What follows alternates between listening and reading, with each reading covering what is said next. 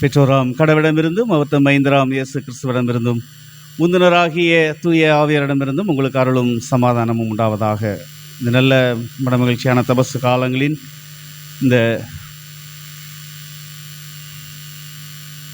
உயிர்மீட்சி கூட்டங்களின் இந்த மாலை வேளையிலும் நாம் நன்றி இருதயத்தோடு ஆண்டவருடைய திருப்பாதத்திலே கூடி வரும்படியாக கர்த்தருடைய கிருபையின் கரம் நம்மை வழிநடத்தியிருக்கிறதை எண்ணி நாம் ஆண்டவருக்கு நன்றி சொல்லுவோம்.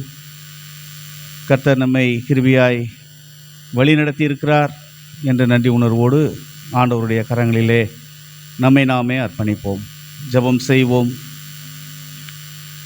நேற்றும் இன்றும் என்று மாறாதிருக்கிற எங்கள் அன்பின் ஆண்டவரே, துதிகளுக்கு பாத்திரரே, இந்த நல்ல மனமகிழ்ச்சியான தபசு காலங்களிலும் இந்த வெள்ளிக்கிழமை மாலை இந்த முதல் நாள் உயிர்மீட்சி கூட்டங்களிலும் நாங்கள் நன்றி நிறுதியத்தோடு உம்முடைய திருச்சமூகத்தில் கூடவும் கர்த்தருடைய வல்லமையும் வழிநடத்தலும் பெரிது என்று நாங்கள் சொல்லி உம்மை துதிக்கும்படியாகவும் நீர் எங்கள் வாழ்வில் கொடுத்திருக்கிற ஜீவன் சுகம் பலனுக்காக உள்ளத்தின் ஆழத்திலிருந்து நன்றியோடு துதிக்கிறோம்.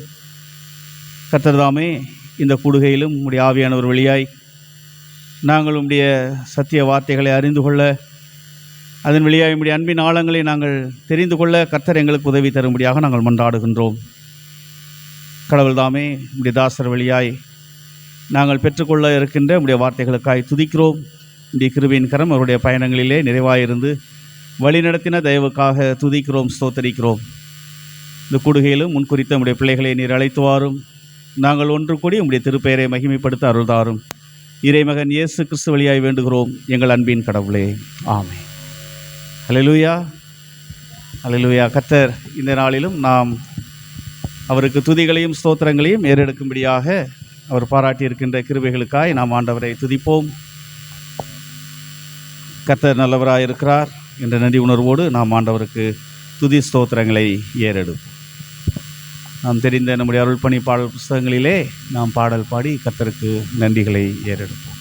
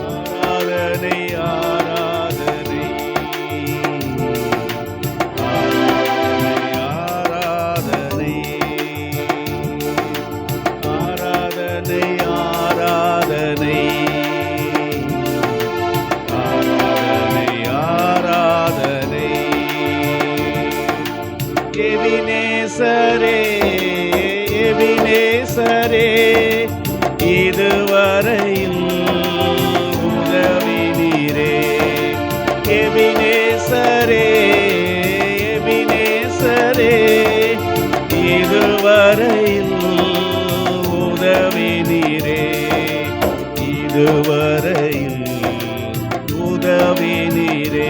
உம்மை முழு உள்ளத்தோடு ஆராதிப்பே, முழு மனதோடு அன்பு கூறுவே. ஆராதனை ஆராதனை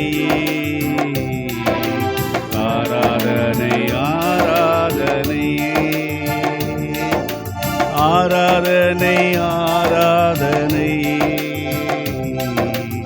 ஆராதனை ஆராதனை. எல்ரோயி எல்ரோயி, என்னை கண்டீரே நன்றி ஐயா. எல்ரோயி எல்ரோயி, என்னை கண்டீரே நன்றி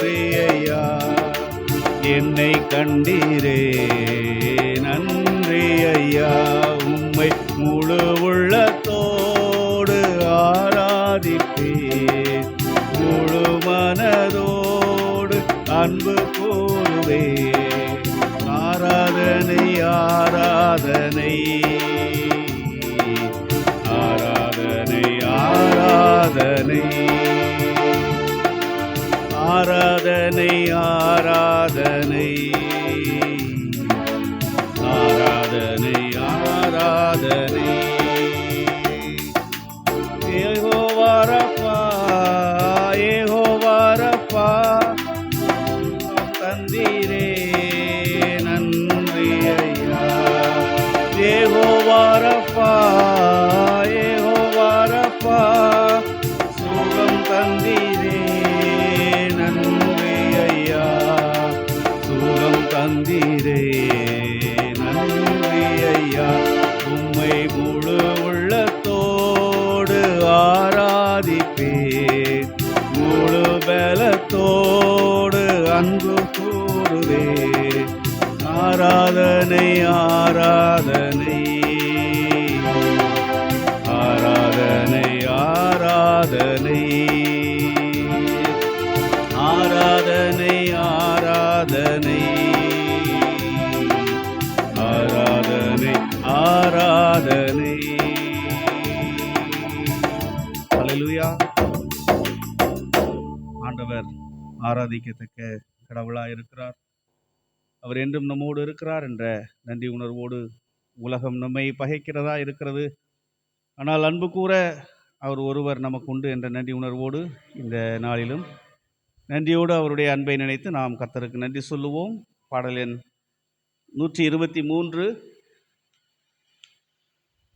உண்மையான அன்பை என்னிடத்தில் செலுத்துவாயா என்று ஆண்டவர் கேட்கின்ற இந்த கேள்விக்கு நாம் நன்றி இருதயத்தோடு, ஆண்டவரே, நான் உம்மை அன்பு கூறுவேன் என்று சொல்லி ஆண்டவரை நாம் போற்றுவோம். அதற்கு முன்பதாக பாடல் எண் 83. அநேக மந்தையில் சேராத ஆடுகள் ஆண்டவர் அதன் மீது பாரம் கொண்டவராக இருக்கிறார் என்று சொல்லி நாம் அறிந்த விதமாக நாம் கர்த்தருடைய பாதத்திலே அவ்விதமான மக்களுக்காக நாமும் பாரப்படுகின்றவர்களாக கடவுளிடத்திலே இந்த பாடல் வழியாக நம்மையும் நாம் சோதித்தறிந்து நாமும் ஆண்டவர் விரும்புகின்ற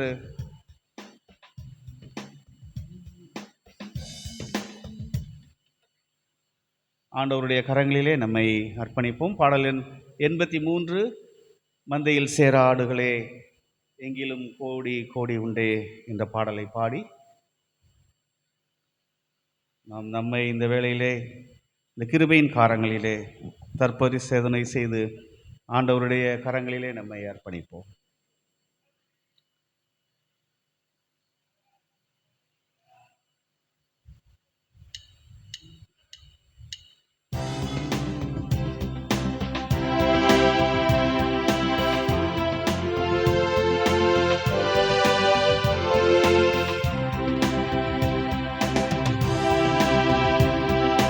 மந்தையில் சேராடுகளே எங்கிலும் கோடி கோடி உண்டே, சிந்தையில் ஆன்ம பாரம் கொண்டு தேடுவோம் வாரி திருச்சபையே. மந்தையில் சேராடுகளே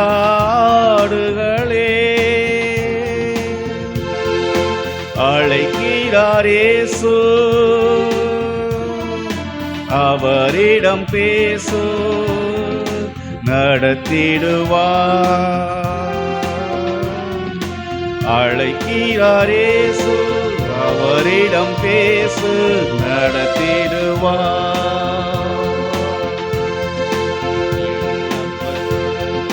காடுகளில் பல நாடுகளில் என் ஜனம் சிதறுண்டு சாவுவதா.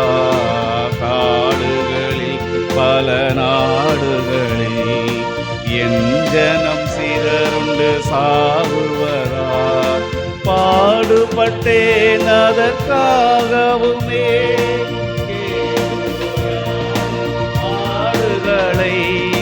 பாடுபட்டேன் அதற்காகவுமே.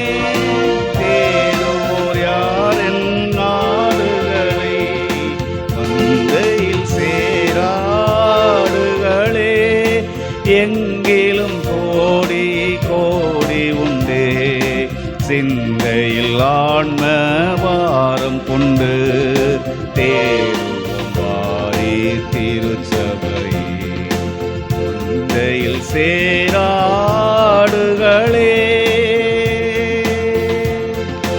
அழைக்கிறார் இயேசு, அவரிடம் பேசு. நடத்திடுவார், அழைக்கிறார் இயேசு, அவரிடம் பேசு. நடத்திடுவார். சொல்லப்பட்டிராத இடங்களுண்டு, என்னை அங்கு சொல்ல இங்கு ஆட்களுண்டு. சொல்லப்பட்டிராத இடங்களுண்டு, என்னை அங்கு சொல்ல இங்கு ஆட்களுண்டு. ஆழ்வை பெற்றோர் யாரும் புறப்படுவீர், இது ஆண்டவர் கட்டளை கீழ்ப்படிவீர். அழைப்பு பெற்றோர் யாரும் புறப்படுவீர், இது ஆண்டவர் கட்டளை கீழ்ப்படிவீர். அழைக்கிறார் இயேசு, அவரிடம் பேசு. நடத்திடுவார், அழைக்கிறார் இயேசு, அவரிடம் பேசு. நடத்திடுவார். எனக்காய் பேசிட நாவு வேண்டும், என்னை போல் அலைந்திட கால்கள் வேண்டும். எனக்காய் பேசிட நாவு வேண்டும், என்னை போல் அலைந்திட கால்கள் வேண்டும்.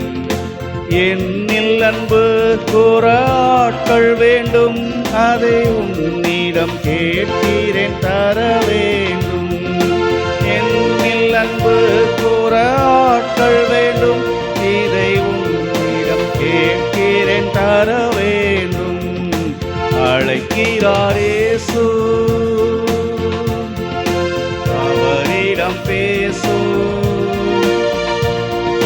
நடத்திடுவார், அழைக்கிறார் இயேசு, அவரிடம் பேசு. நடத்திடுவார். மந்தையில் சேராடுகளே,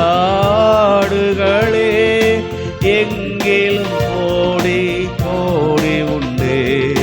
சிந்தையில் ஆன்ம வாரம் கொண்டு தேடுவோம் வாரி திருச்சபையே. அழைக்கையில் சேராடுகளே, அழைக்கிறார் இயேசு, அவரிடம் பேசு. நடத்திடுவார், அழைக்கிறார் இயேசு, அவரிடம் பேசு. நடத்திடுவார். அல்லேலூயா. ஆண்டவர் பேசுகின்ற கடவுளாயிருக்கிறார். இந்த வேளையிலும் அவர் நம்மோடு கூட பேசும்படியாக நாம் அவரிடத்தில் அன்பு கூறத்தக்கதாய் நாம் யாவரும் எழுந்து நின்று பாடல் 123 உலகோர் உன்னை பகைத்தாலும் என்ற பாடல் வழியாக ஆண்டவரே, ஆண்டவர் நம்மை பார்த்து கேட்கின்ற இந்த கேள்விக்கு நாம் பதில் அளிக்கின்றவர்களாக நன்றியோடு நாம் ஆண்டவரை ஸ்தோத்தரிப்போம். பாடல் 123 நாம் யாவரும் எழுந்து நின்று இந்த பாடல் வழியாய் நம்மை அர்ப்பணிப்போம்.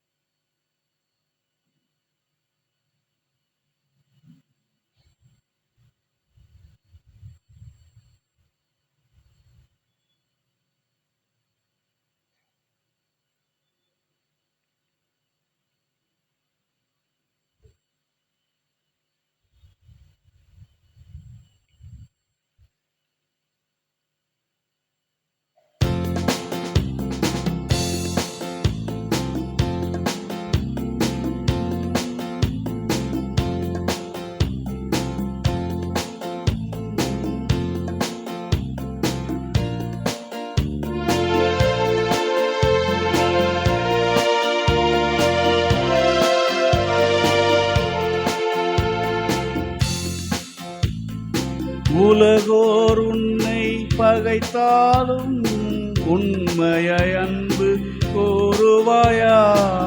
உற்றார் உன்னை வெறுத்தாலும் உந்தன் சிலுவை சுமப்பாயா? உந்தன் சிலுவை சுமப்பாயா? உலகோர் உன்னை பகைத்தாலும் உண்மையாய் அன்பு கூறுவாயா? உற்றார் உன்னை வெறுத்தாலும் உந்தன் சிலுவை சுமப்பாயா? உந்தன் சிலுவை சுமப்பாயா? உனக்காக நான் மரித்தேனே, எனக்காக நீ என்ன செய்தாய்? உனக்காக நான் மரித்தேனே, எனக்காக நீ என்ன செய்தாய்? எனக்காக நீ என்ன செய்தாய்? உலக மேன்மை அற்பமென்றும் உலக ஆஸ்தி குப்பையென்றும் உலக மேன்மை அற்பமென்றும் உலக ஆஸ்தி குப்பை என்றும் உள்ளத்தினின்று கூறுவாயா? ஊழியம் செய்ய வருவாயா? ஊழியம் செய்ய வருவாயா? உனக்காக நான் மரித்தேனே, எனக்காக நீ என்ன செய்தாய்? உனக்காக நான் மரித்தேனே, எனக்காக நீ என்ன செய்தாய்? எனக்காக நீ என்ன செய்தாய்?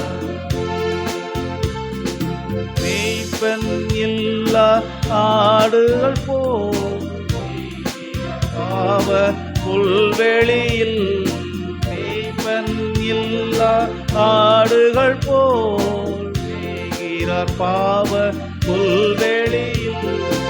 மேய்ப்பன் இயேசுவை அறிந்த நீயும் மேன்மையை நாடி ஓடுகிறாயோ? மேன்மையை நாடி ஓடுகின்றாயோ?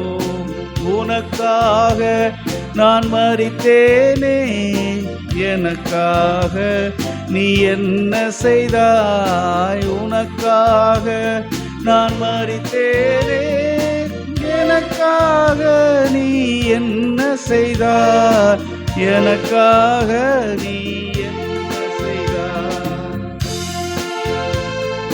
இயேசு என்றால் என்ன விலை என்றே கேட்டிடும் எத்தனை பேர்? இயேசு என்றால் என்ன விலை என்றே கேட்டிடும் பிள்ளைகள் அப்பம் கேட்கின்றன, ஜீவ அப்பம் கொடுப்பாயா? ஜீவ அப்பம் கொடுப்பாயா? உனக்காக நான் மரித்தேனே, எனக்காக நீ என்ன செய்தாய்? உனக்காக நான் மரித்தேனே, எனக்காக நீ என்ன செய்தாய்? எனக்காக நீ என்ன செய்தாய்? சகோதரர் அழிகின்றாரே, யாரையாவது அனுப்பிடுமே. 5 சகோதரர் அழிகின்றாரே, யாரையாவது அனுப்பிடுமே. யாரை நான் அனுப்பிடுவேன்? யார்தான் போவார் எனக்காக? யார்தான் போவார் எனக்காக? உனக்காக நான் மரித்தேனே, எனக்காக நீ என்ன செய்தாய்? உனக்காக நான் மரித்தேனே, எனக்காக நீ என்ன செய்தாய்? எனக்காக நீ என்ன செய்தாய்? ஆண்டவருடைய வார்த்தை இன்றும் நம்மை கேட்கிறது. எனக்காக என் காரியமாக யார் போவார் என்ற இந்த வார்த்தைகளை நாம் உணர்ந்தவர்களாய் இந்த கால சூழல்களிலும் 5 தேசங்களிலே அநேக இடங்களிலே இந்த போர் சூழலிலும் அநேக மக்கள் அவரை அறிந்தவர்கள் அறியாதவர்கள் அழிந்து வந்து கொண்டிருக்கின்றார்கள் என்ற அவருடைய வார்த்தையை உணர்ந்தவர்களாய் இந்த நாளிலும் அந்த தேசத்து மக்களுக்காகவும் ஆண்டவருடைய அன்பின் கரம் அவர்களோடும் அவருடைய இந்த நாளின் வாழ்வின் இயக்கங்களோடும் நிறைவாய் ஆண்டவர் அவர்களை அடைக்கலம் தந்து இந்த சூழல்கள் மாறும்படியாய் இந்த கிருபையின் காலங்களிலே நாமும் அவருடைய அன்பை உணர்ந்து நாமே இந்த வேளையிலே அர்ப்பணிப்போம். தபசு காலங்கள் விதமாய் அவருடைய அன்பை உணரவும் பிறருக்காக மன்றாடவும் நாமே அர்ப்பணிக்கவும் நம்முடைய வாழ்வின் எல்லா சூழ்நிலைகளிலும் அவருடைய கரம் நெகிழ விடாததாக இருக்கிறது என்பதை நாம் உணர்ந்தவர்களாய் அவருக்கு நன்றிகளை ஏறெடுக்கவும் கர்த்தர் உதவி தரும்படியாக நாமே இந்த வேளையிலே அர்ப்பணிப்போம். ஆண்டவருடைய ஆவியானவர் நம்ம மத்தியிலே இந்த வேளையிலும் எழுந்தருளி நம்முடைய துதிகளின் வழியாய் மகிழ்கின்றவராய் நம்மை ஆசீர்வதிக்கின்றவராய் இருக்கிறார் என்ற நன்றியோடு அவருடைய கரங்களிலே இந்த வேளையை நம்மை தாழ்த்துவோம். அன்பின் ஆண்டவரே, கிருபை மிகுந்தவரே, உம்முடைய இரக்கங்களுக்காக நாங்கள் நன்றிகளை ஏறெடுக்கின்றோம். கர்த்தருடைய கிருபை எங்களோடு என்றும் இருக்கிறது என்பதை நாங்கள் உணர்ந்தவர்களாய் இந்த இரவு வேளையிலும் நாங்கள் உம்முடைய பாதபடியிலே நிற்கிறோம். சாமி, இந்த சிலுவையின் அன்பை நாங்கள் இன்னும் ஆழமாய் அறிந்து கொள்ளவும் உமக்காக பேசிட நாவு வேண்டும் என்ற உம்முடைய வாஞ்சைகளையும் இயக்கங்களையும் நாங்கள் உணர்ந்தவர்களாய் அவ்விதமாய் நாங்கள் எங்களை அர்ப்பணித்து இந்த திருச்சபையானது உம்முடைய சத்தியத்தை உலகிற்குள் எடுத்து செல்ல, உம்முடைய அன்பை இங்கே வருகின்றவர்கள் கண்டுகொள்ள, உம்முடைய ஆசீர்வாதங்களை நிறைவாய் பெற்றுக்கொள்ள எங்களை கருவியாய் பயன்படுத்தும் என்று சொல்லி நாம் அவருடைய கரங்களிலே நாங்கள் வேண்டுகிறோம். சுவாமி, உம்முடைய கரங்களிலே எங்களை நாங்கள் அர்ப்பணிக்கின்றோம். உம்முடைய ஆவியானவர் தொடர்ந்து எங்களை வழி நடத்தட்டும். உம்முடைய கரங்களுக்குள்ளே எங்களை தாழ்த்துகின்றோம். இறைமகன் இயேசு கிறிஸ்து வழியாய் வேண்டுகிறோம் எங்கள் அன்பின் கடவுளே. அல்லேலூயா. கர்த்தர் நம்மை இந்த நாளிலும் கூட்டி சேர்க்கின்ற தேவனாய் இருந்ததற்காக அவருடைய கிருபையின் கரம் நம்மோடு கூட இருந்து வழிநடத்திற்காய் நன்றியோடு ஸ்தோத்திரிப்போம். அமருவோம்.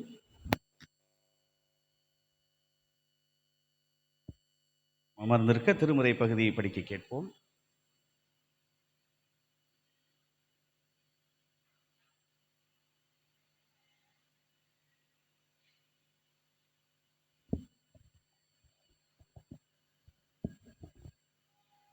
வாசிக்கும்படியாக தெரிந்து கொள்ளப்பட்ட வேத பாடம் 1 கொரிந்தியர் 1ஆம் அதிகாரம் திருவசனங்கள் 17 முதல் 23 வரை.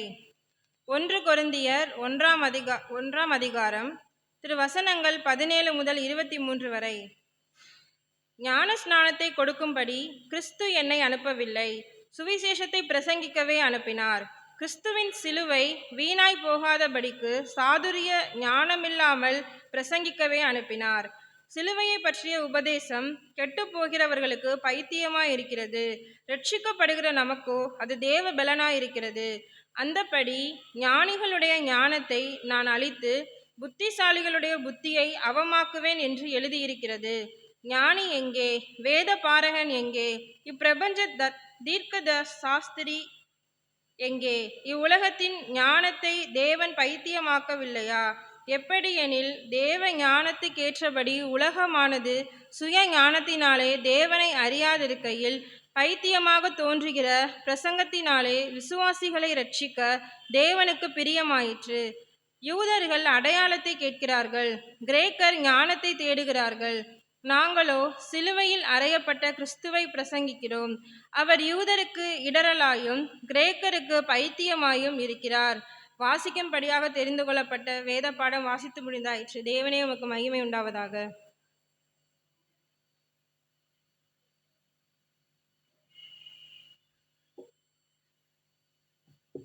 கிறிஸ்துவுக்குள் அன்பானவர்களே, இந்த தபசு காலத்தின் இந்த வார முதலாம் நாள் வெள்ளிக்கிழமை மாலை உயிர் மீட்சி கூட்டங்களிலும் பங்கு பெறுகின்ற உங்கள் அனைவரையும் கல்வாரி அன்பராம் இயேசு கிறிஸ்துவின் இனிய திருப்பெயரிலே நான் வாழ்த்துகின்றேன். கர்த்தர் அருளுகின்ற மெய்யான சமாதானமும் மகிழ்ச்சியும் பலனும் உங்கள் வாழ்வில் நிறைவாக இருப்பதாக.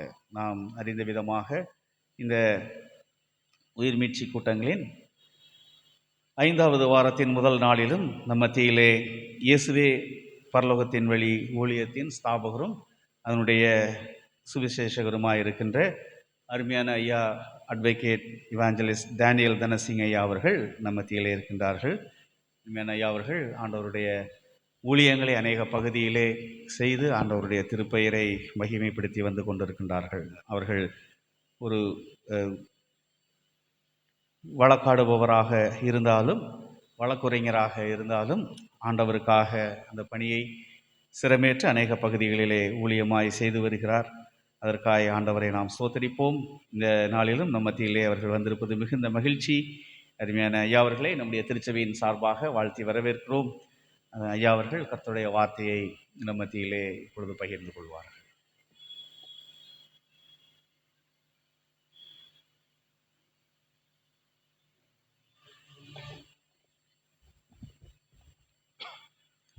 ஆண்டவரும் அருமை இரட்சகருமாக இருக்கிற இயேசு கிறிஸ்து இனிதான நாமத்தினாலே என்னுடைய அன்போடு கூட வாழ்த்தி கொடுக்கிறேன். விசேஷமாக இந்த 3 நாட்கள் கன்வென்ஷன் கூட்டங்களிலும் உங்களோடு கூட ஆண்டுடைய வார்த்தை பகிர்ந்து கொள்ளும்படியாக அடியனை ஆண்டவர் அழைத்து வந்திருக்க ஆண்டவர் ஸ்தோத்தரிக்கிறேன்.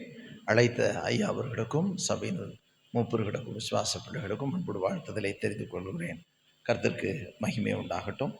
விசேஷமாக இந்த லெந்து காலங்களிலே நாம் அதிகமாக ஆண்டவராக இயேசு கிறிஸ்துவுடைய பாடு மரணங்கள் இவைகளை குறித்து அதிகமாக தியானிப்பது உண்டு.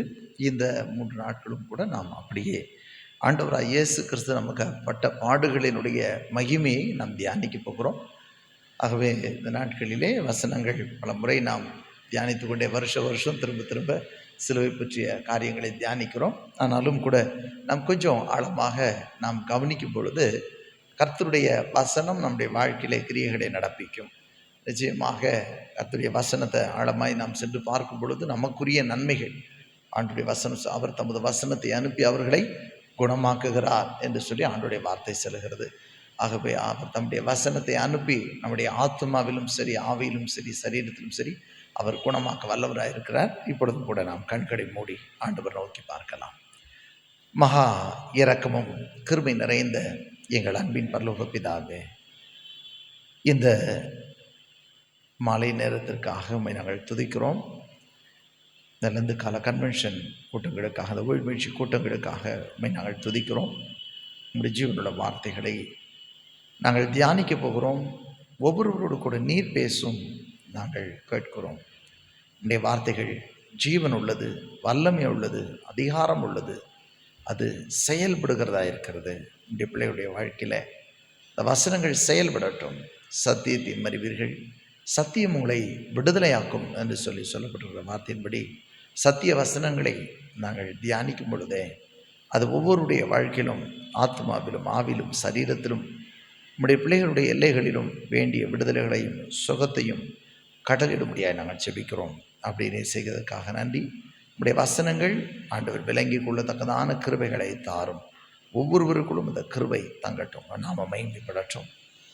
இயேசு கிறிஸ்துவின் நாமத்தினாலே ஜெபிக்கிறோம் நல்ல பிதாவே, ஆமென். கர்த்தர் நல்லவர். நாளிலும் நாம் வாசிக்க கேட்ட அப்போஸ்தலனாகிய பவுல் கொரிந்தியருக்கு எழுதின 1வது நிருபத்தினுடைய 1வது அதிகாரம் 18ஆம் வசனம் இவனமாய் சொல்லுகிறது: சிலுவையை பற்றிய உபதேசம் கெட்டுப்போர்களுக்கு அது பைத்தியமாய் இருக்கிறது, ரட்சிக்கப்படுகிற நமக்கோ அது தேவ பலனாய் இருக்கிறது.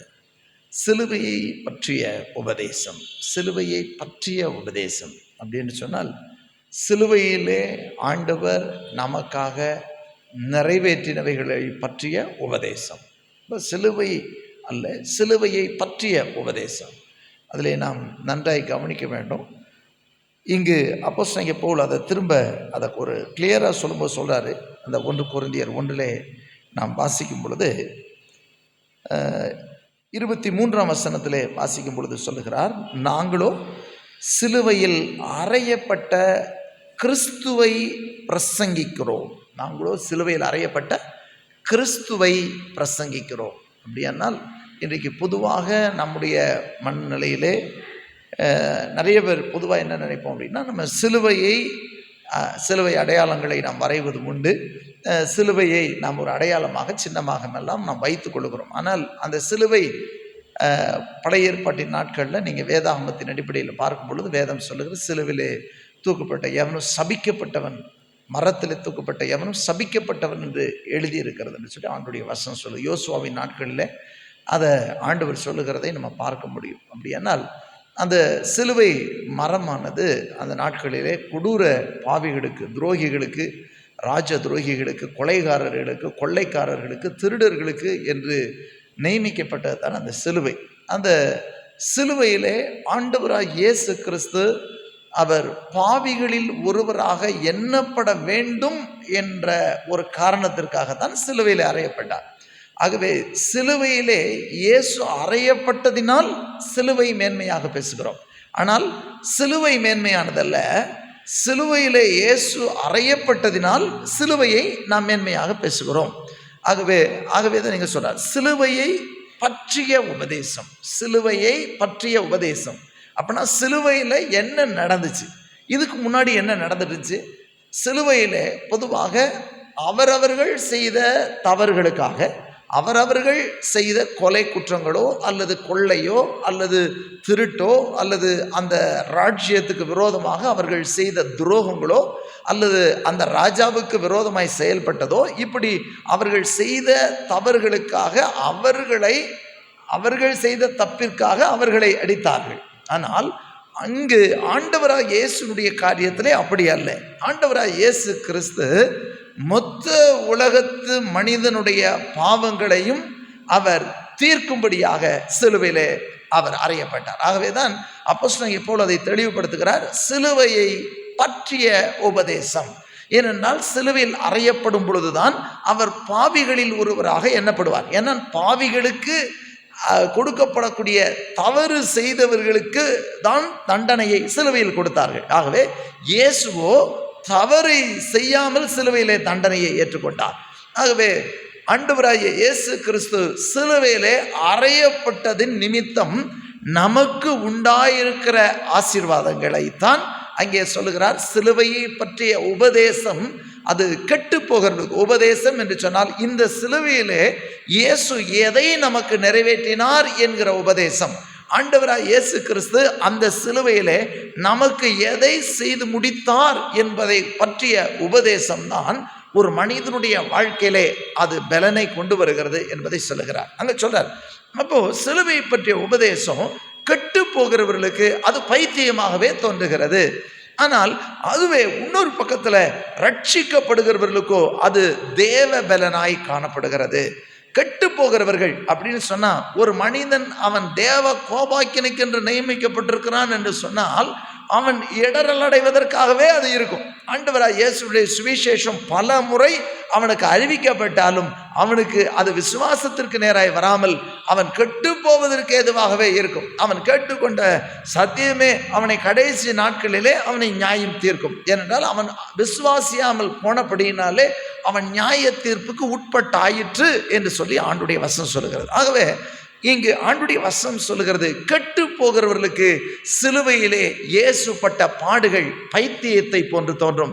ஒருவேளை இன்றைக்கி ஒரு சிலர்கிட்ட நீங்கள் என்னதான் ஆண்டவராக இயேசுவின் நாமத்தினால அற்புதங்கள், ஒரு ஆண்டவரை விசுவாசிக்காத ஒருத்தவங்கிட்ட போய் அவனுடைய கண்களுக்கு முன்பாக பெரிய ஒரு அற்புதம், ஒரு காலே இல்லாத ஒரு மனிதனுக்கு காலே முளைத்தா கூட அவன் வேறு விதமாக தான் சொல்லுவான். அவன் விசுவாசிக்கவே மாட்டான். அவன் கெட்டு போவதற்கு ஏதுவாக இருக்கிறபடினாலே அவன் அப்படித்தான் இருப்பான். ஆனால் ரட்சிக்கப்படுகிறவர்களுக்கோ அது தேவ பலனாக இருக்குது. நிறைய பாருங்களேன், இந்த ரட்சிப்பு என்று சொல்லுகிறது ரொம்ப முக்கியமான ஒன்று. ஆண்டவராக இயேசு கிறிஸ்து இதை பயன்படுத்த நீங்கள் பார்க்கலாம்.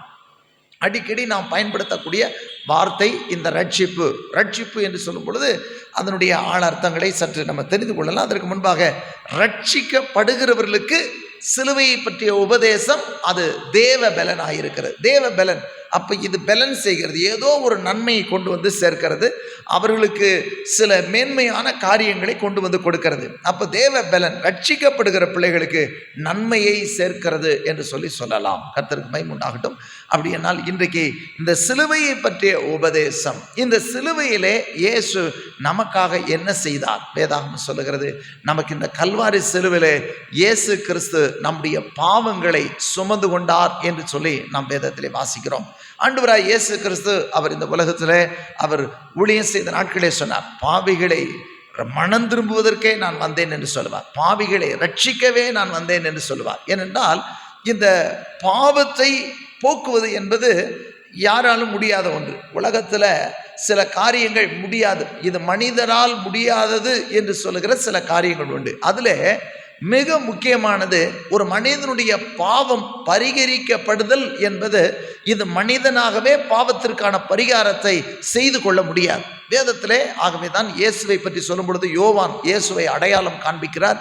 யோவான் எழுதின சுவிசேஷம் 1ஆம் அதிகாரத்திலே 29ஆம் வசனத்திலே நீங்கள் வாசித்து பார்ப்பீர்களானால் ஆண்டுடைய வசனம் இவனமாய் சொல்லும், இதோ உலகத்தின் பாவத்தை சுமந்து தீர்க்கிற தேவ ஆட்டுக்குட்டி. அந்த தேவ ஆட்டுக்குட்டி என்கிற அந்த வார்த்தையை அவர் சொல்லுவதற்கு காரணம், ஏனென்றால் நாம் பழைய ஏற்பாட்டு காலத்தில் நிறைய காரியங்களை வாசிப்போம். ஏனென்றால் அந்த லேவியராகமும் நீங்கள் இதெல்லாம் பார்த்தீங்கன்னா யாத்ராமத்திலே பார்க்கலாம்.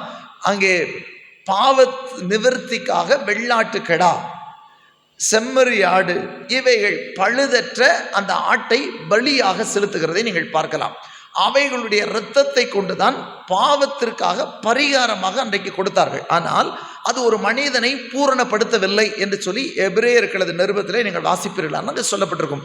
எபிரேயர் 9ஆம் அதிகாரம் 22ஆம் வசனத்தை நீங்கள் வாசித்து பார்ப்பீர்களானால் ஆண்டுடைய வசனம் சொல்லுகிறது, இரத்தம் சிந்துதல் இல்லாமல் பாவ மன்னிப்பு கிடையாது. ஏன்னு சொன்னால் நீங்கள் வேதத்தில் பார்த்தீங்கன்னு சொன்னால் ஆண்டவராகிய தேவன் மனிதனை படைத்து மனுஷனை படைச்சதுக்கு அப்புறம் அவன் பாவம் செய்து ஆண்டவர் அதை அழிச்சிட்டு மறுபடியுமாக அங்கே ஆண்டவர் மனித நோவாவை பார்த்து ஆண்டவர் ஆசீர்வதிக்கிறார், நீ பலுகி பெருகி நீங்கள் பூமியை நிரப்புங்க அப்படின்லாம் சொன்னதுக்கப்புறம் ஒரு முக்கியமான காரியத்தை சொல்வார், நான் எப்படி பூண்டுகளை உங்களுக்கு இதுக்கு முன்னாடி ஆகாரமாக கொடுத்தனோ அதே போல் இப்பொழுது என்ன பண்ண போகிறேன்னா மிருக ஜீவன்களை என்ன பண்ண போகிறீங்க, நீங்கள் ஆகாரமாக புசியுங்கள் என்று சொல்லி ஆதியாகமம் 9ஆம் அதிகாரத்தில் இவைகளை குறித்து ஆண்டவர் சொல்லுகிறதை நீங்கள் பார்க்கலாம். அதுக்கப்புறம் என்ன நடக்கும்னா சொல்லிட்டு அவர் சொல்வார், ஆனால் மாம்சத்தை அதனுடைய உயிராகிய ரத்தத்தோடு என்ன பண்ணக்கூடாது, புசிக்கக்கூடாது. இன்றைக்கு நிறைய பேர் சிலர் ரத்தம் ரொம்ப ருசியாக இருக்குன்னு சொல்லி சாப்பிடுவாங்க, ஆனால் இரத்தத்தை சாப்பிடக்கூடாது. ஆதியாகமம் 9ஆம் அதிகாரத்தில் 3ஆம் வசனம் சொல்லுகிறது, 2 வாசிக்கிறேன், உங்களை பற்றிய பயமும் அச்சமும் பூமியில் உள்ள சகல மிருகங்களுக்கும் ஆகாயத்தில் உள்ள சகல பறவைகளுக்கும் உண்டாயிருக்கும். பூமியிலே நடமாடுகிற யாவும் சமுத்திரத்தின் மச்சங்கள் யாவும் உங்களுக்கு கையளிக்கப்பட்டன.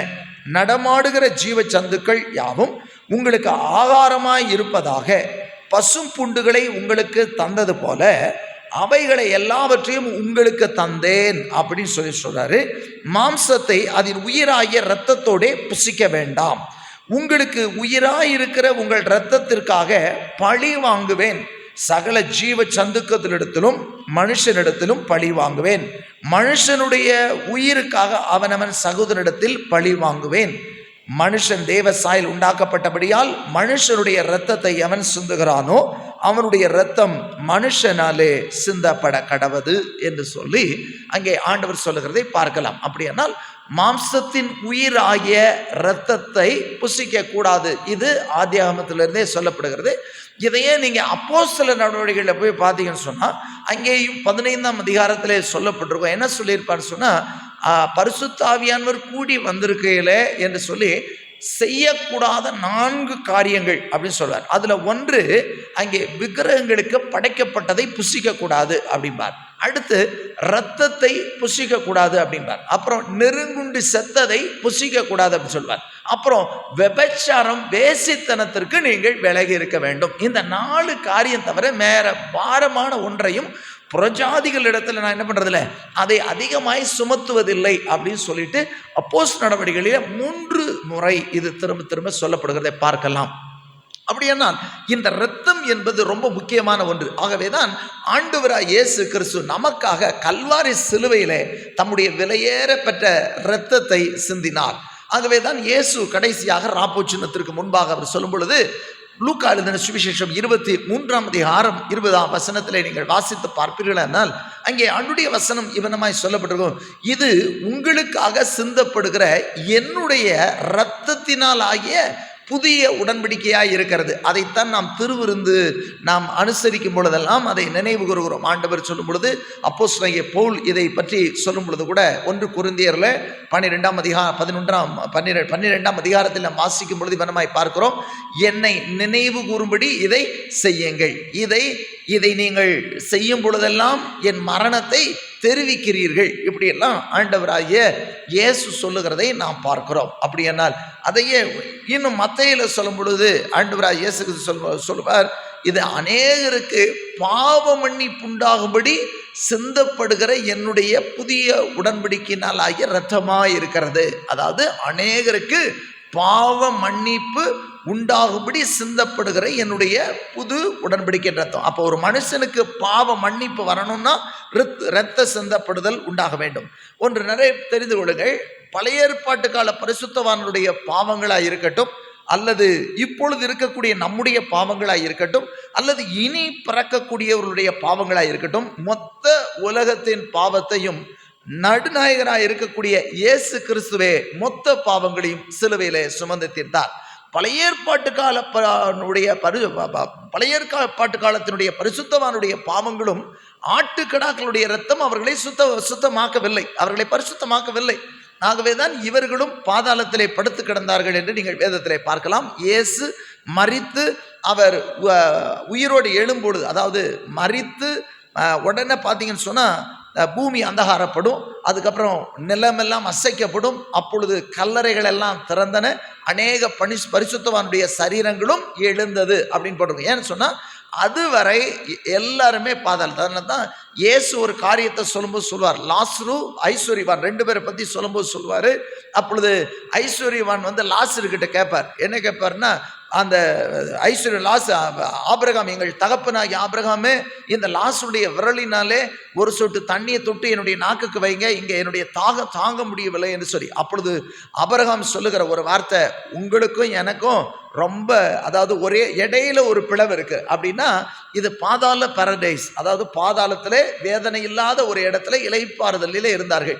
அப்படியானால் இவர்களும் பரலோகத்திற்குள் போக முடியவில்லை. ஆகவே யோவான் 3:13 வாசிக்கும் பொழுது வசனம் சொல்லுகிறது, பரலோகத்திலிருந்து இறங்கினவரும் ஏறினவருமாகிய இயேசு கிறிஸ்துவே அன்றி வேறு ஒருவரும் இல்லை என்று சொல்லி ஆண்டவருடைய வசனம் சொல்லும். அப்படியானால் ஆண்டவராகிய இயேசு கிறிஸ்து மொத்த உலகத்தின் பாவத்தையும் சுமந்து தீர்ப்பதற்காகத்தான் சிலுவையிலே ரத்தம் சிந்தினார். ஆகவே தான் வசனம் சொல்லுகிறது. இன்னும் ரத்தத்தை பற்றி நீங்கள் வேதத்தில் பார்த்தீங்கன்னு சொன்னால், லேவியர் ராகமத்தில் 17ஆம் அதிகாரத்தில் நீங்கள் வாசிக்கும் பொழுது ஆண்டுடைய வார்த்தை இவ்வனமாக சொல்லப்பட்டிருக்கும். லேவியர் ராகமம் 17ஆம் அதிகாரத்தில் 11ஆம் வசனத்தை நான் உங்களுக்காக வாசிக்கிறேன். மாம்சத்தின் உயிர் இரத்தத்தில் இருக்கிறது, நான் அதை உங்களுக்கு பலிபீடத்தின் மேல் உங்கள் ஆத்துமாக்களுக்காய் பாவ நிவர்த்தி செய்யும்படிக்கு கட்டளையிட்டேன்.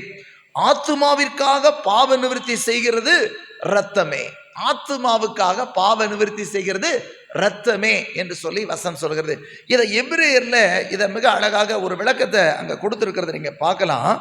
அதாவது மாம்ச அழுக்கை போக்கக்கூடிய ஆட்டுக்குட்டி என்ற ரத்தம் என்று சொல்லி அங்கே சொல்லப்பட்டிருக்கிறத எபிரேயர் 9ஆம் அதிகாரத்திலே வாசிக்கும் பொழுது இவ்வனமாய் சொல்லப்படுது. அது எப்படி எனில், காளை வெள்ளாட்டுக்கடா இவைகளின் இரத்தமும் தீட்டுப்பட்டவர்கள் மேல் தெளிக்கப்பட்ட கடாரியின் சாம்பலும் சரீர சுத்தி உண்டாக்கும்படி பரிசுத்தப்படுத்துமானால் அப்படின்னு சொல்லி சொல்லப்படுகிறார். சரீர சுத்தி உண்டாக்கும்படி பரிசுத்தப்படுத்துமானால் ஆட்டுக்குட்டி வெள்ளாட்டுக்கடா காளை வெள்ளாட்டுக்கடா இவைகளின் இரத்தமும் தீட்டுப்பட்டவர்களின் மேல் தெளிக்கப்பட்ட கடாரியின் சாம்பலும் சரீர சுத்தி, ஆத்துமாவுக்காக பரிகாரம் இயேசுனுடைய ரத்தம். ஆகவேதான் ஆண்டவராய் இயேசு கிறிஸ்து இந்த உலகத்துக்குள்ள அவர் வரும்பொழுது யோவான் இயேசுவை அடையாளம் காண்பிக்கிறார். இதோ உலகத்தின் பாவத்தை சுமந்து தீர்க்கிற ஆட்டுக்குட்டி, தேவ ஆட்டுக்குட்டி என்று சொல்லி சொல்லுகிறதை பார்க்கிறோம். அது மாத்திரமல்ல, வெளிப்படுத்தின விசேஷத்தில் இயேசு கிறிஸ்துவை அடிக்கப்பட்ட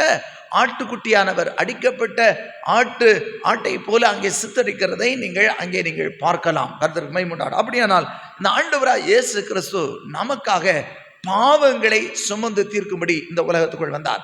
ஆனால் நீங்கள் பழைய ஏற்பாட்டில் வாசிக்கும்போது ஆண்டுடைய வசனம் சொல்லுகிறது, பிதாவாகிய தேவன் சொல்லும்போது சொல்லுகிறார், நானே உன் பரிகாரியாகிய கர்த்தர். பரிகாரி என்று சொல்லும்பொழுது பரிகாரம் செய்கிறவர். பரிகாரம் என்பது ஒரு பாவத்திற்கு அதை நிவர்த்தி செய்வது என்பது அதுக்கு பரிகாரம். பொதுவாக இப்போ நம்ம இந்தியாவிலே பல விதமான வழிபாடுகள் இருக்கிறது. அந்த வழிபாடுகளிலே இருக்கக்கூடிய மக்களுடைய வழிபாடுகளில் மிக முக்கியமாக பார்த்தீங்கன்னு சொன்னால் பரிகாரம் என்று சொல்லுவார்கள். பாவ பரிகாரம், தோஷ பரிகாரம் என்று சொல்வார்கள். அவர்களுக்கு இருக்கக்கூடிய தோஷத்துக்கு ஏதோ ஒன்றை செய்தால் அது அவர்களை விட்டு நீங்கும் என்பது அவர்களுடைய நம்பிக்கை.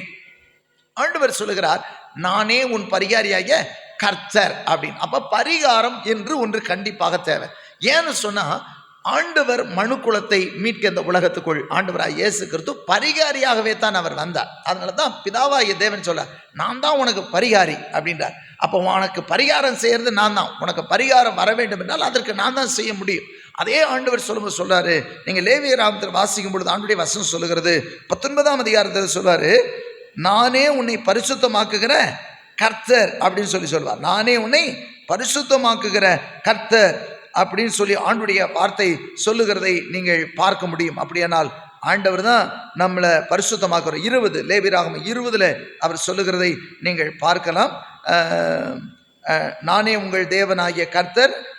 8ஆம் வசனம் சொல்வார், என் கட்டளையிலே கை கொண்டு நடவுங்கள், நான் உங்களை பரிசுத்தமாக்குகிற கர்த்தர் அப்படின்னு சொல்லுகிறதை பார்க்கிறோம். அப்படியானால் பரிசுத்தம் என்பது தேவனால் நமக்கு அளிக்கப்பட்டிருக்கிறது. அதனை தான் அப்போஸ்தலனாகிய பவுல் இவனமாய் சொல்லுவார், எங்களுடைய தகுதியோ தேவனால் உண்டாயிருக்கிறது.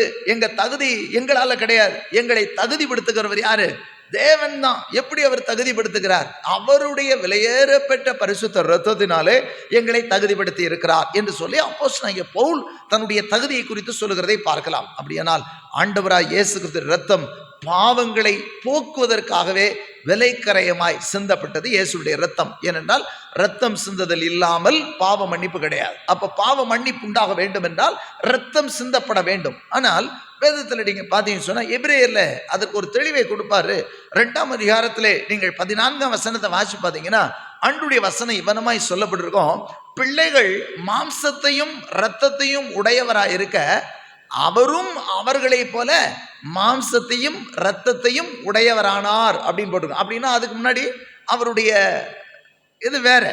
ஆனால் பிள்ளைகள் மாம்சத்தையும் இரத்தத்தையும் உடையவர்களாக இருக்கிறதுனால, அப்ப மாம்சத்தையும் இரத்தத்தையும் உடையவர்களை மீட்பதற்கு மாம்சத்தையும் இரத்தத்தையும் உடையவராக இருக்க வேண்டி இருக்கிறது. ஆகவே ஏன்னு சொன்னா, ஆண்டவர் எப்படிப்பட்டவர்னா நீதியுள்ள நியாயாதிபதி. தேவன் நீதியுள்ள தேவன். நம்முடைய தேவனுக்கு ஒரு பேர் உண்டு, அவர் நீதியுள்ள நியாயாதிபதி. ஆனால் இதே அந்த எபிரேயர் 2 நீங்க 14க்கு மேல வாசி பார்த்தீங்கன்னா, ஆண்டவருடைய வசனம் சொல்லும், அவர் தேவதூதருக்கு உதவியாக கை கொடாமல் ஆபிரகாமின் சந்ததிக்கு உதவியாக கை கொடுத்தார் அப்படின்னு போட்டு. ஆபிரகாமின் சந்ததி எப்படிப்பட்டது? மாம்சத்தையும் இரத்தத்தையும் உடைய சந்ததி ஆபிரகாமின் சந்ததி. தேவதூதன் யார்? தேவனால் உண்டாக்கப்பட்டு சகல விதமான பரலோகத்தினுடைய மேன்மைகளை அனுபவித்தவன், தேவனுக்கு முன்பாக சகல விதமான வல்லமைகளையும் பெற்றுக்கொண்டு பரம ஈவை ருசி பார்த்து தேவ சமூகத்தில் நின்றவன் தான் இந்த தேவதூதன். ஆனால் அந்த பரம ஈவை ருசி பார்த்தும் தேவனுக்கு விரோதமாக அவன் எழுந்து அவன் பாவம் செய்து அவன் தள்ளப்பட்டான். ஆகவே ஆண்டவர் அவனுக்கு என்ன பண்ணல? உதவியா கை கொடுக்கல. ஆனால் இந்த மனிதர்கள் அப்படி அல்ல. இந்த மனிதர்கள் பரலோகத்தை பார்க்கவில்லை. இந்த மனிதர்கள் பரலோகத்திலே இல்லை. ஆகவே இவர்கள் பூமியை உண்டு பண்ணி பூமியிலே அவர்களை வைத்தேன் என்று சொல்லி ஆண்டவருடைய வசனம் சொல்லுகிறது. நீங்கள் சங்கீதம் 115-16 வாசித்து பார்ப்பீர்களானால் ஆண்டவருடைய வசனம் சொல்லுகிறது, வானங்கள் கர்த்தருடையது, பூமியோ மனுபுத்திரருக்கு கொடுத்திருக்கிறார் அப்படின்னு சொல்லி ஆண்டவருடைய வசனம் சொல்லும். அதே நீங்கள் வேதத்தில் வாசிப்பீர்களானால் ஆதியாகமம் 1ஆம் அதிகாரம் 26, 27, 28 வசனங்களை வாசித்து பார்ப்பீர்களானால் ஆண்டவருடைய வசனம் இவனமாய் சொல்லப்பட்டிருக்கிறோம். ஆண்டவர் மனுஷன் கையில் அதை கொடுத்துட்டு, நீங்க இதை எல்லாத்தையும் நீ ஆண்டு கொண்டு இந்த பூமியை நீ என்ன பண்ணு, இதை கீழ்ப்படுத்து அப்படின்னு சொல்லுவார். ஆண்டவருக்கு கீழ்ப்படுத்தாதது ஒன்றும் இல்லை என்று சொல்லி சங்கீதம் 8 நீங்கள் வாசித்து பார்ப்பீர்களானால் அங்கே ஆண்டவருடைய வசனம் இவனமாய் சொல்லப்படுது. அப்ப எல்லாத்தையும் ஆண்டவர் மனுஷனுடைய கால்களுக்கு கீழே என்ன பண்ணினார்? கீழ்ப்படுத்தி வைத்தார். ஆகவே தான் ஆண்டவர் ஆதாம்கிட்ட சொன்னார், ஆதாமே இதையெல்லாம் நான் படைச்சிட்டேன்ப்பா, படைச்சிட்டு ஒன்னா தான் கடைசியில படைச்சேன். இப்போ நான் உன் கையில் இது எல்லாத்தையும் கொடுத்துட்டேன், நீயே அதுக்கு பேர் வச்சிரு. என்ன பண்ணு? நீயே அதுக்கு பேர் வச்சிரு, எல்லாத்து மேலேயும் உனக்கு அதிகாரம் கொடுத்துட்டேன்னு சொல்லி. ஆகவே தேவதூதன் பரலோகத்துக்குரியவன், ஆனால் மனிதன் பூமியிலிருந்து உண்டானவன், மண்ணிலிருந்து உண்டானவன். ஆகவே தான் ஆண்டவராய் இயேசு சொல்லுவார், நான் பரலோகத்திலிருந்து இறங்கி வந்தவர், நீங்களோ மண்ணிலிருந்து உண்டானவர்கள். ஆகவே தான் ஆண்டவர் மனிதனுக்கு உதவியாக கை கொடுக்க வேண்டும் என்று ஆண்டவர் என்ன செய்தார் என்றால், மனிதனை போல அவர் மாற வேண்டியிருந்தது. அவர் தமது சாயலிலே மனிதனை படைத்தாலும் அங்கே வேதம் சொல்லுகிறது, பிலிப்பில் வாசிக்கும் பொழுது இப்படி சொல்லப்பட்டிருக்கிறது, அவர் அடிமையின் ரூபம் எடுத்தார், மனுஷ சாயலாய் மாறினார் என்று சொல்லி. அடிமையின் ரூபம். அப்போ அவர் பாருங்க, அண்ட சராசரமும் அவரால் உண்டாக்கப்பட்டிருந்தது, அண்ட சராசரம் அவரை கொண்டு உண்டாக்கப்பட்டது. கொலேசியர் 1ஆம் அதிகாரத்திலே நீங்கள் வாசித்து பார்ப்பீர்களானால், சகலமும் அவர் மூலமாயும் அவரை கொண்டும் அவருக்கென்றும் உண்டாக்கப்பட்டது, உண்டானதொன்றும் அவர் இல்லாமல் உண்டாக்கப்படவில்லை. ஆண்டுடைய வார்த்தை அப்படித்தான் சொல்லுகிறது. யோவான் 1ஆம் அதிகாரத்திலே நாம் வாசிக்கிறோம், அவர் இல்லாமல் எதுவும் உண்டாக்கப்படவில்லை. அப்படி இருக்க அந்த தேவன் இப்பொழுது மனிதனை மீட்க வேண்டும் என்பதற்காக இந்த உலகத்துக்குள்ள மனிதனாகவே மாறுகிறார். ஆகவே தான் அதை சொல்லுகிறது, அந்த வார்த்தை இவ்வனமாய் எழுதப்பட்டிருக்கிறது, அவர் அடிமையின் ரூபம் எடுத்தார், மனுஷ சாயலாய் மாறினார். தேவ சாயலாய் இருந்தவர் அவர் தன் சாயலிலிருந்து மனுஷ சாயலுக்கு மாறுகிறார். மனிதன் மாம்சத்தையும் இரத்தத்தை உடையவன். இப்பொழுது இயேசுவும் பிதாவாகிய தேவன் சொல்றார். அதான் இயேசு அடிக்கடி சொல்றாரு, என்னை கண்டவன் பிதாவை கண்டான் என்று சொல்லார், நானும் பிதாவும் ஒன்றாய் இருக்கிறோம் என்று சொல்லுகிறார்கள். ஆனால் இங்கே இந்த உலகத்துக்குள்ளே அவர் அடிமையின் ரூபத்தை மனுஷ சாயலாய் மாறுகிறார். ஏனென்றால் இரத்தம் சிந்துதல் இல்லாமல் பாவ மன்னிப்பு கிடையாது. அப்ப இரத்தம் சிந்தப்பட வேண்டும். மேலும் வசனம் சொல்லுகிறது, மாம்சமும் இரத்தமும் பரலோகத்தை சுதந்திரிப்பதில்லை என்று சொல்லி வசனம் சொல்லுகிறது. அப்படியானால் பரலோகத்திலே இல்லாத ஒன்றோடு கூட இயேசு இந்த உலகத்துக்குள் வருகிறார். ஏனென்றால் இந்த மனு குலத்துக்கு இருக்கும் ஆண்டவர் சொல்லுகிறார், இரத்தம் ஆத்தும மீட்புக்காக பலிபீடத்தின் மேல் அது பரிகாரமாய் கொடுத்திருக்கிறேன். அப்படியானால் பாவம் பரிகரிக்கப்பட வேண்டும் என்றால், அவருடைய சுய ரத்தம் சிந்தப்பட வேண்டும் என்றால், அவர் இரத்தத்தை உடையவராக மாற வேண்டியிருந்தது. நம்மை மீட்டெடுப்பதற்காக அவர் மனுஷனாகவே மாறிவிட்டார். இந்த மனுக்குலத்தை மீட்பதற்காக மனிதனாகவே மாறிவிட்டார். பாருங்கள் எவ்வளவு மகிமையான இடம். ஆனால் இந்த மனு குலத்தின் மீது கொண்டிருந்த அன்பு, உங்கள் மீதும் என் மீதும் கொண்டிருந்த அளவற்ற அன்பு நம்மை மீட்பதற்காக அந்த நிலைக்கு அவர் வர வேண்டியிருந்தது. ஆகவேதான் இயேசு மாம்சத்தையும் இரத்தத்தையும் உடையவராக இந்த உலகத்துக்குள் வந்தார். மாம்ச சரீரத்திலே பாவத்தை சுமந்து தீர்த்தார் என்று வேதம் சொல்லுகிறது. ஆகவேதான் இயேசு அந்த அப்பத்தை எடுத்து பிட்டு கொடுக்கும் பொழுது சொல்லுகிறார், இது உங்களுக்காக பிற்கப்படுகிற என்னுடைய சரீரமாயிருக்கிறது, என் சரீரம் உங்களுக்காக பிற்கப்படுகிறது என்று சொல்லுகிறதை பார்க்கிறோம். அதே போல ஆண்டவருடைய வார்த்தை சொல்லு, அநேகருக்கு பாவ மன்னிப்பு உண்டாகும்படி, அப்படியானால் சரீரத்திலே நாம் செய்த பாவத்துக்குரிய ஆக்கினையை அடைகிறார். நம்முடைய ஆத்துமா பாவ நிவர்த்தி பெறுவதற்கு, பாவ விமோச்சனம் பெறுவதற்கு, பாவத்திலிருந்து விடுதலை பெறுவதற்கு, பரிசுத்தம் அடைவதற்காக இரத்தத்தை சிந்துகிறார். அந்த விலையேறப்பட்ட இரத்தம் நமக்காக சிந்தப்பட்டிருக்கிறது. கர்த்தருக்கு மகிமை உண்டாகட்டும். இப்போ நான் இவ்வளோ காரியங்களை ஏன் நம்ம இதை போய் பார்க்கணும்? இது ரொம்ப எளிமையானது. பாவத்தை சுமந்து இதை சொல்லிட்டு போயிடலாம். ஆனால் இதனுடைய ரகசியங்கள் நிறைய காரியங்கள், ஆண்டவர் செய்த காரியங்கள், இதனுடைய ஆசீர்வாதங்கள் நிறைய இருக்கு. நீங்கள் நம்ம ரொம்ப எளிதாக சொல்லிடலாம், ரட்சிப்பு இலவசம் தான். ஆனால் அதை ஏன் இலவசம் அப்படின்னு கேட்டிங்கன்னா, நீங்களும் நானும் விலை கொடுத்து வாங்க முடியாது. அது பணம் கொடுத்து வாங்கக்கூடிய ஒன்று கிடையாது ரட்சிப்பு. இன்றைக்கு ரட்சிப்பு என்றால் ரொம்ப அலட்சியமாய் நினைக்கிறோம். ரட்சிப்பின் சுவிசேஷம் கேட்பது இன்றைக்கு நிறைய பேர் அலட்சியப்படுத்துகிறோம். இந்த உலகத்தில் நீங்கள் கோடிகளை சம்பாதித்து விடலாம், பல மாடி கட்டடங்களை கட்டி விடலாம், பெரிய பதவியை வாங்கி விடலாம், பணம் கொடுத்து பெரிய பெரிய வேலையை வாங்கிடலாம், பெரிய கம்பெனிகளை வாங்கிடலாம். ஆனால் ரட்சிப்பு என்கிற ஒன்றை நீங்கள் பணம் கொடுத்து வாங்கிவிட முடியாது. இது எங்கே போனாலும் கிடைக்காது. இந்த ரட்சிப்பை கொடுப்பதற்காகவே தான் இயேசு கிறிஸ்து இந்த உலகத்துக்குள் வந்தார்.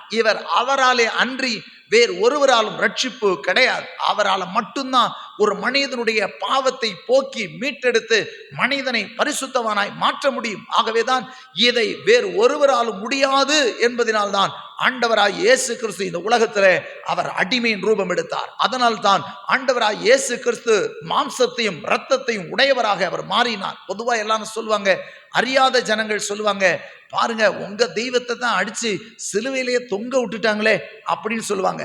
ஏன் என்று சொன்னால், அந்த பாவத்தை போக்கக்கூடிய வல்லமையும் அதிகாரமும் கிருபையும் பெற்ற ஒரே ஒருவர் என்று சொன்னால் அவர் மாத்திரம்தான். அது மனிதனால் முடியாது என்பதனால் தான் ஆண்டவராய் இயேசு கிறிஸ்துவே இந்த உலகத்திலே மனிதனாக நம்மை போல அவர் அவதரித்து மாம்சத்தையும் இரத்தத்தையும் உடையவராக இந்த உலகத்துக்குள் பிறந்தார். பிறந்து அவர் தன்னுடைய சரீரத்தில் நம்முடைய பாவங்களை அவர் ஏற்றுக்கொண்டார். நம்முடைய பாவங்களை கல்வாரி சிலுவையிலே சுமந்து தீர்த்தார். சரி, இந்த பாவங்களை ஏன் அவர் சுமந்து தீர்க்க வேண்டும்? இந்த பாவம் அப்படி என்னதான் செய்கிறது, ஏன் அதை சுமந்து தீர்க்க வேண்டும் என்பதை நான் வேதாகமத்தில் சில காரியங்களை முன்னிறுத்தி எப்படியெல்லாம் இது நமக்கு ஆசீர்வாதமாய் மாறுகிறது அதான் சொல்ற. ரட்சிக்கப்படுகிறவர்களுக்கோ அது தேவ பலனா இருக்கிறது. யார் ரட்சிக்கப்படுறாங்க? ஏன் இவ்வளவு காரியங்களை நம்ம விளக்கமா பார்க்கணும்? ஒரு ரட்சிப்பு சாதாரணமாய் வந்து விடவில்லை. ஏதோ வந்தாரு, ஆண்டவர் வந்தாரு, அவர் வந்துட்டு முடிச்சுட்டு போயிட்டாரு இல்லை. நாம் ஒரு நிமிஷம் யோசிச்சு பார்த்தீங்கன்னா, நீங்க ஒரு நிலையை விட்டு ஒரு உயர்ந்த பதவியில் இருக்கிறீங்கன்னு வச்சுக்கோங்களேன், உங்களுடைய நெருங்கிய சிநேகிதரும் அந்த பதவிக்கு போட்டி போட்டுட்டு இருக்கிறாரு. திடீரென்று அவர் ரொம்ப விருப்பத்தோடு வர்றார். நீங்க ஒரு பெரிய காலேஜுக்கு நீங்க ஒரு கர்த்தருக்கு மைமுண்டாகும், நீங்க தான் அந்த காலேஜினுடைய பிரின்சிபல், அதாவது அந்த பிரின்சிபலாக நீங்க இருக்கிறீங்கன்னு வச்சுக்கோங்களேன். உங்களுடைய நண்பரும் அதை விரும்புகிறார். அவர் எங்கோ வேலை பார்த்துட்டு இருந்தவர் உங்க காலேஜுக்கே அவர் வந்துடுறார். வந்த உடனே அந்த பிரின்சிபல் பதவியை எதிர்பார்க்கிறார். நம்ம விட்டு கொடுப்போமா? நம்ம விட்டு கொடுப்போமா?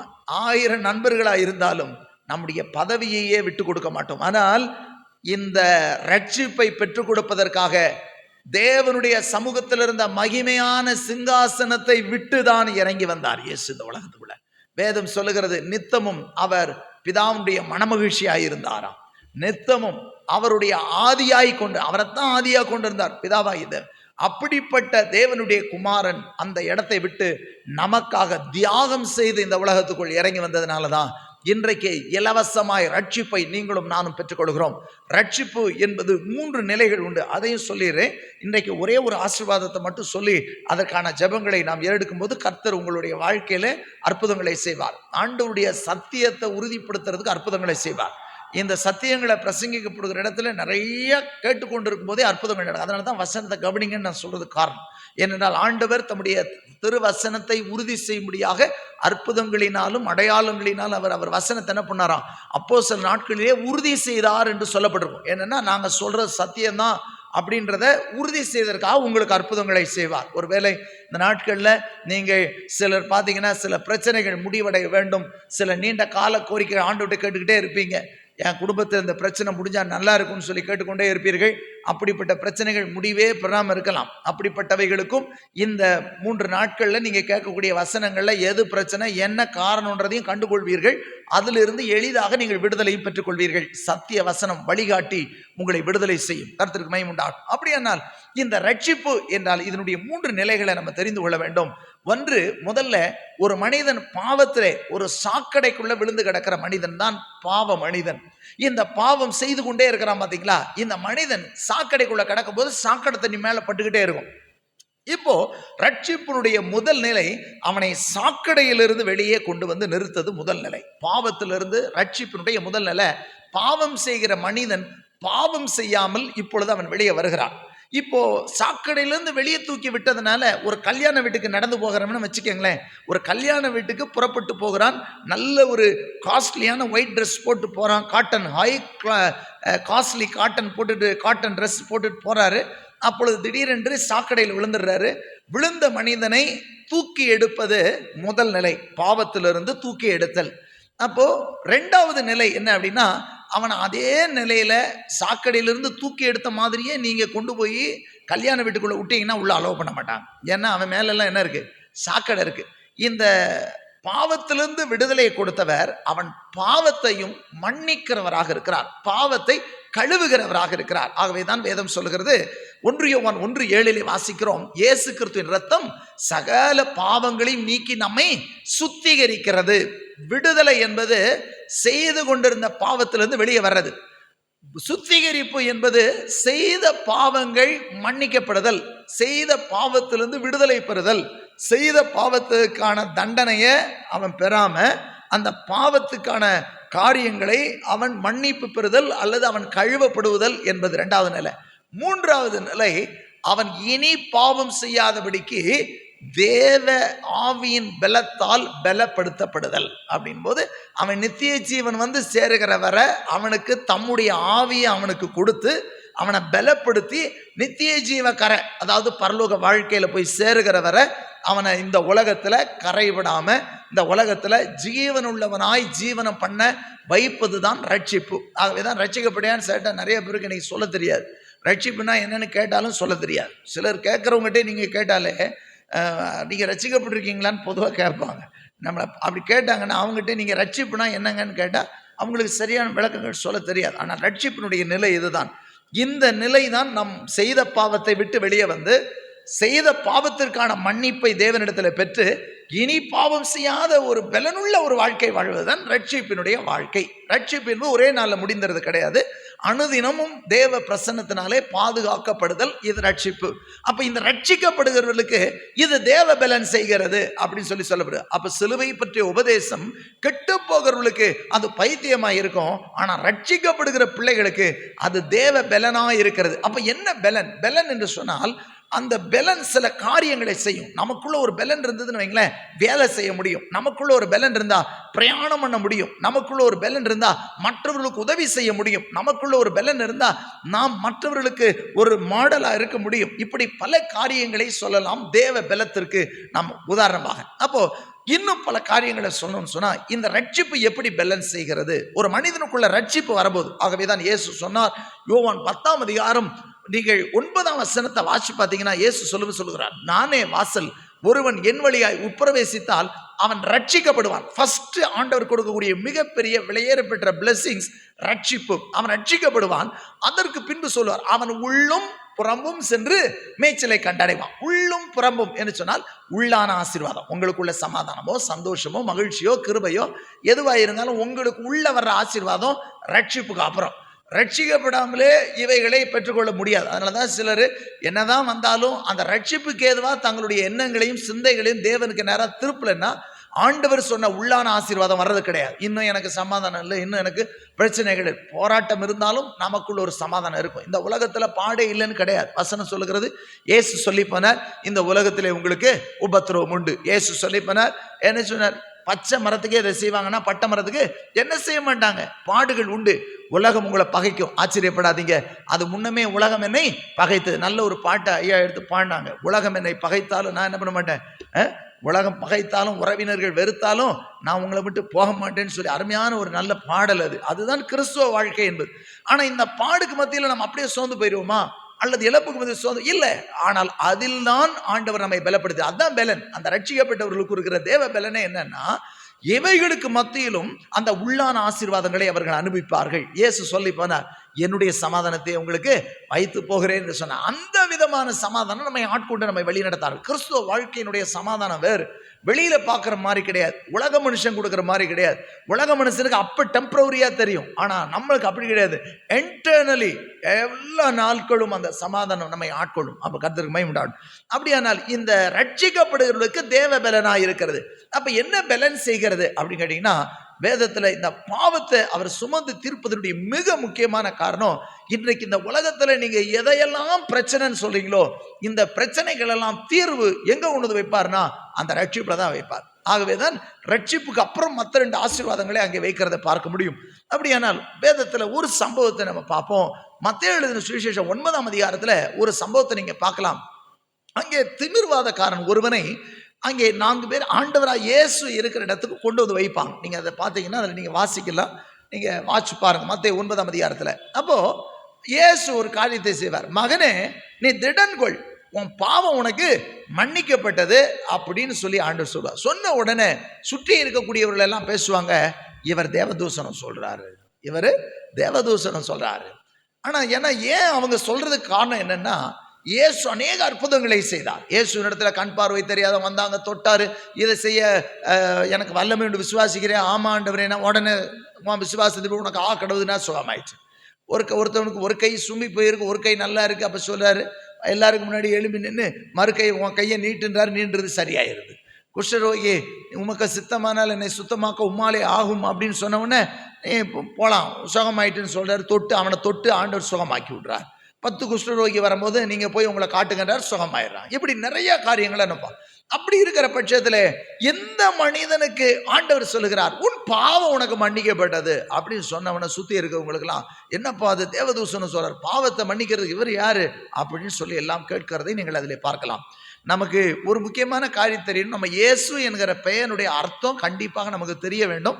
வேதம் சொல்லுகிறது, மத்தேயு 1ஆம் அதிகாரம் 21ஆம் வசனம் விபந்தமாய் சொல்லுகிறது, அவருக்கு இயேசு என்று பெயரிடுவாயாக, ஏனெனில் அவர் தமது ஜனங்களின் பாவங்களை நீக்கி ரட்சிக்கிறவர். ஒவ்வொரு பேருக்கும் அர்த்தம் உண்டு. இயேசுன்ற பேருக்கு பாவிகளை ரட்சிக்கிறவர் என்று அர்த்தம். பாவத்தில் இருக்கிற தம்முடையவர்களை மீட்டெடுக்கிறவர் என்று அர்த்தம். தம்முடையவர்கள் என்றால் மாம்சத்தையும் இரத்தத்தையும் உடையவர்களை மீட்டெடுக்கிறவர் என்று அர்த்தம். அப்படியானால் இயேசு என்கிற பெயருக்கு பாவிகளை ரட்சிக்கிறவர். ஆபிரகாம் என்று சொல்லுகிறது விசுவாசிகளின் தகப்பனாய் இருக்கிறதுனால ஆபிரகாம் என்கிற பெயர் என்னவா மாத்துறார்? ஆபிரகாம் என்று சொல்லி அவர் மாத்துகிறதை பார்க்கிறோம். இப்படி வேதாகமத்தில் ஒவ்வொரு பெயருக்கும், யாக்கோபு என்றால் எத்தம், ஆனால் அதே இஸ்ரவேல் என்று சொன்னால் மகாபிரபு என்று சொல்லி வந்து விடுகிறது. அப்போ இஸ்ரவேல் என்று போகும்போது மனம் திரும்பினவனாக மாறின உடனே ஆண்டவர் சொல்ல, இது முதற்கொண்டு நீ ஏமாத்துக்காரன் கிடையாதுப்பா, இனி நீ இஸ்ரவேலு அப்படின்னு சொல்லி ஆண்டவர் எனக்கு இஸ்ரவேல் என்று சொல்லி ஆண்டவர் பெயரை வைக்கிறார். அப்போ ஒவ்வொரு பெயருக்கும் ஒரு அர்த்தம். அப்போ இயேசு என்கிற பெயர்ல பாவத்தை போக்கி ரட்சிக்கிறவர் என்ற அர்த்தம். அப்போ ஆண்டவராக இயேசு கிறிஸ்து அதனுடைய மிக முக்கியமான நோக்கம் பாவத்தை போக்க வேண்டும். அப்போ ஆண்டவர் அதனுடைய வேலையை ஆரம்பிக்கிறார். சொல்றாரு, உன் பாவம் மன்னிக்கப்பட்டதுப்பா, நீ திடனற்றா. ஏன்னு சொன்னா இயேசு மகா பரிசுத்தம் உள்ளவர். இவனுக்கு தெரியுது இவனுடைய படுக்கைக்கு காரணம் பாவம் தான் அப்படின்னு சொல்லிட்டு, அப்ப அந்த படுக்கையிலே ஆண்டவருக்கு முன்னாடி கொண்டு வைத்த உடனே அவனுடைய உள்ள உணர்வுகள் தோன்றுகிறது. அவனால என்ன நடக்க முடியல. திமிர் முழுவதும் வாதத்தினால் பாதிக்கப்பட்டவனாக முழுவதும் ஃபுல் பேரலைஸ்ட், முழுவதுமாக எந்த அசைவு செய்ய முடியாம இருக்கிறான். அதனால தான் 4 பேர் என்ன பண்றாங்க, கட்டில கொண்டு வர்றாங்க. படுக்க தான். அப்போ அவனுக்குள் உணர்வுல அவன் உணர்ந்து தான் கலங்குகிறான். அப்பொழுது ஆண்டவர் சொல்கிறார், மகனே நீ முதல்ல திடன்கொள், நீ உணர்றதை என்னால் புரிந்து கொள்ள முடிகிறது, உன் பாவம் உனக்கு மன்னிக்கப்பட்டது. இயேசுவை பார்த்த உடனே நல்லா தெரிஞ்சுக்கங்க, இயேசுவை பார்த்த உடனே சிலரை பார்த்தாலே நமக்குள்ள ஏதோ ஒரு சின்ன பயம் ஏற்படும். சில நல்ல தேவ மனிதர்களை பார்த்தால் அவங்க அடிச்சிருவாங்கன்ற பயம் கிடையாது. அவங்க கிட்ட இருக்கக்கூடிய அந்த தேவ மகிமையின் பிரசன்னம், அந்த பரிசுத்தத்தினுடைய பிரசன்னம் நமக்குள்ளாக பாவம் இருக்குமானால் ஒரு சின்ன நடுக்கம் ஏற்படும். எப்படி தகப்பனுக்கு முன்பாக, நல்ல ஒரு தகப்பனுக்கு முன்னாடி அந்த பிள்ளைகள் பார்த்தீங்கன்னு சொன்னால் கண்டிப்பாக ஏதாவது சின்ன தவறு செய்தாலும் பயம் இருந்துகிட்டே இருக்கும். ஒரு பொய் சொன்னா கூட பயம் இருக்கும். ஐயோ இது எங்க அப்பாவுக்கு தெரிஞ்சிட்டுனா என்ன செய்வாங்களோ அப்படின்னு சொல்லிட்டு ஒரு பயம். அதே போல இந்த பிரசன்னத்துல இப்ப இந்த மனிதனுடைய உள்ளமும் அப்படித்தான் சுக்கு நூறாய் நொறுங்கின ஒரு சூழ்நிலையில அவன் படுத்துச்சு, பேச முடியல. ஏன்னா முக்கியமா அந்த வாதம் வரும்போது பாத்தீங்கன்னா நீங்க தெரியும், இந்த பிளட் கிளாட் இந்த பிரெயின்ல ஏற்பட்டுச்சுன்னு சொன்னா சிலருக்கு உடனே கை கால் பேரலைஸ் ஆயிரும். அப்புறம் பார்த்தீங்கன்னா வாய் அப்படியே இழுத்துட்டு போயிட்டு அப்புறம் வாய் பேச்சும் வராமல் போயிடும். இவன் டோட்டலி ஃபுல்லி பேரலைஸ்டு. அப்போ இவனால் ஒன்றுமே பண்ண முடியல. இப்பொழுது அவன் உள்ளம் கலங்குகிறான், உள்ள உணர்றான், ஐயோ நான் பாவி, நான் செய்த பாவத்தை அவன் உணர்கிறான். என்னுடைய படுக்கைக்கு காரணம் இந்த பாவம் அல்லவோ என்று சொல்லி அவன் உணரும் பொழுது இயேசு சொன்னார், மகனே திடன்கள். அப்போ இன்றைக்கு நம்மை திடப்படுத்துகிற ஒரு ஆண்டவர். ஏன்னா அதுவரை பாவத்தை போக்குகிற பரிகாரிகள் இல்லை.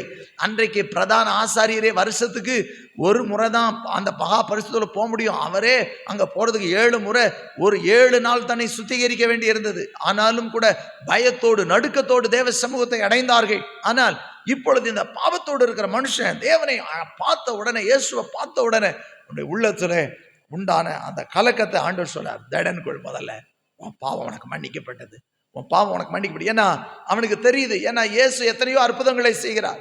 நான் செய்த பாவம் என்னுடைய சரீர சுகத்துக்கு தடையா இருந்துடக்கூடாது, என்னுடைய பாவம் என்னுடைய சரீர வியாதியை போக்குவதற்கு தடையா இருந்துடக்கூடாது. இந்த இயேசு அந்த பாவத்தை பார்த்துட்டு என்னை சுகமாக்காம போயிடக்கூடாதுன்னு சொல்லி அவன் ஒரு கலக்கம் அடைகிறான். அப்பொழுது திடன் கொள்ளுப்பா, நீ உணர்றதை நான் புரிஞ்சுக்கிட்டேன், உன் பாவம் உனக்கு மன்னிக்கப்பட்டது, உன் பாவம் உனக்கு மன்னிக்கப்பட்டதுன்னு சொல்லி ஆண்டவர் அவனுக்கு மன்னிப்பை கொடு. உடனே எல்லாரும் கேட்குறாங்க, பாவத்தை மன்னிக்கிறியா?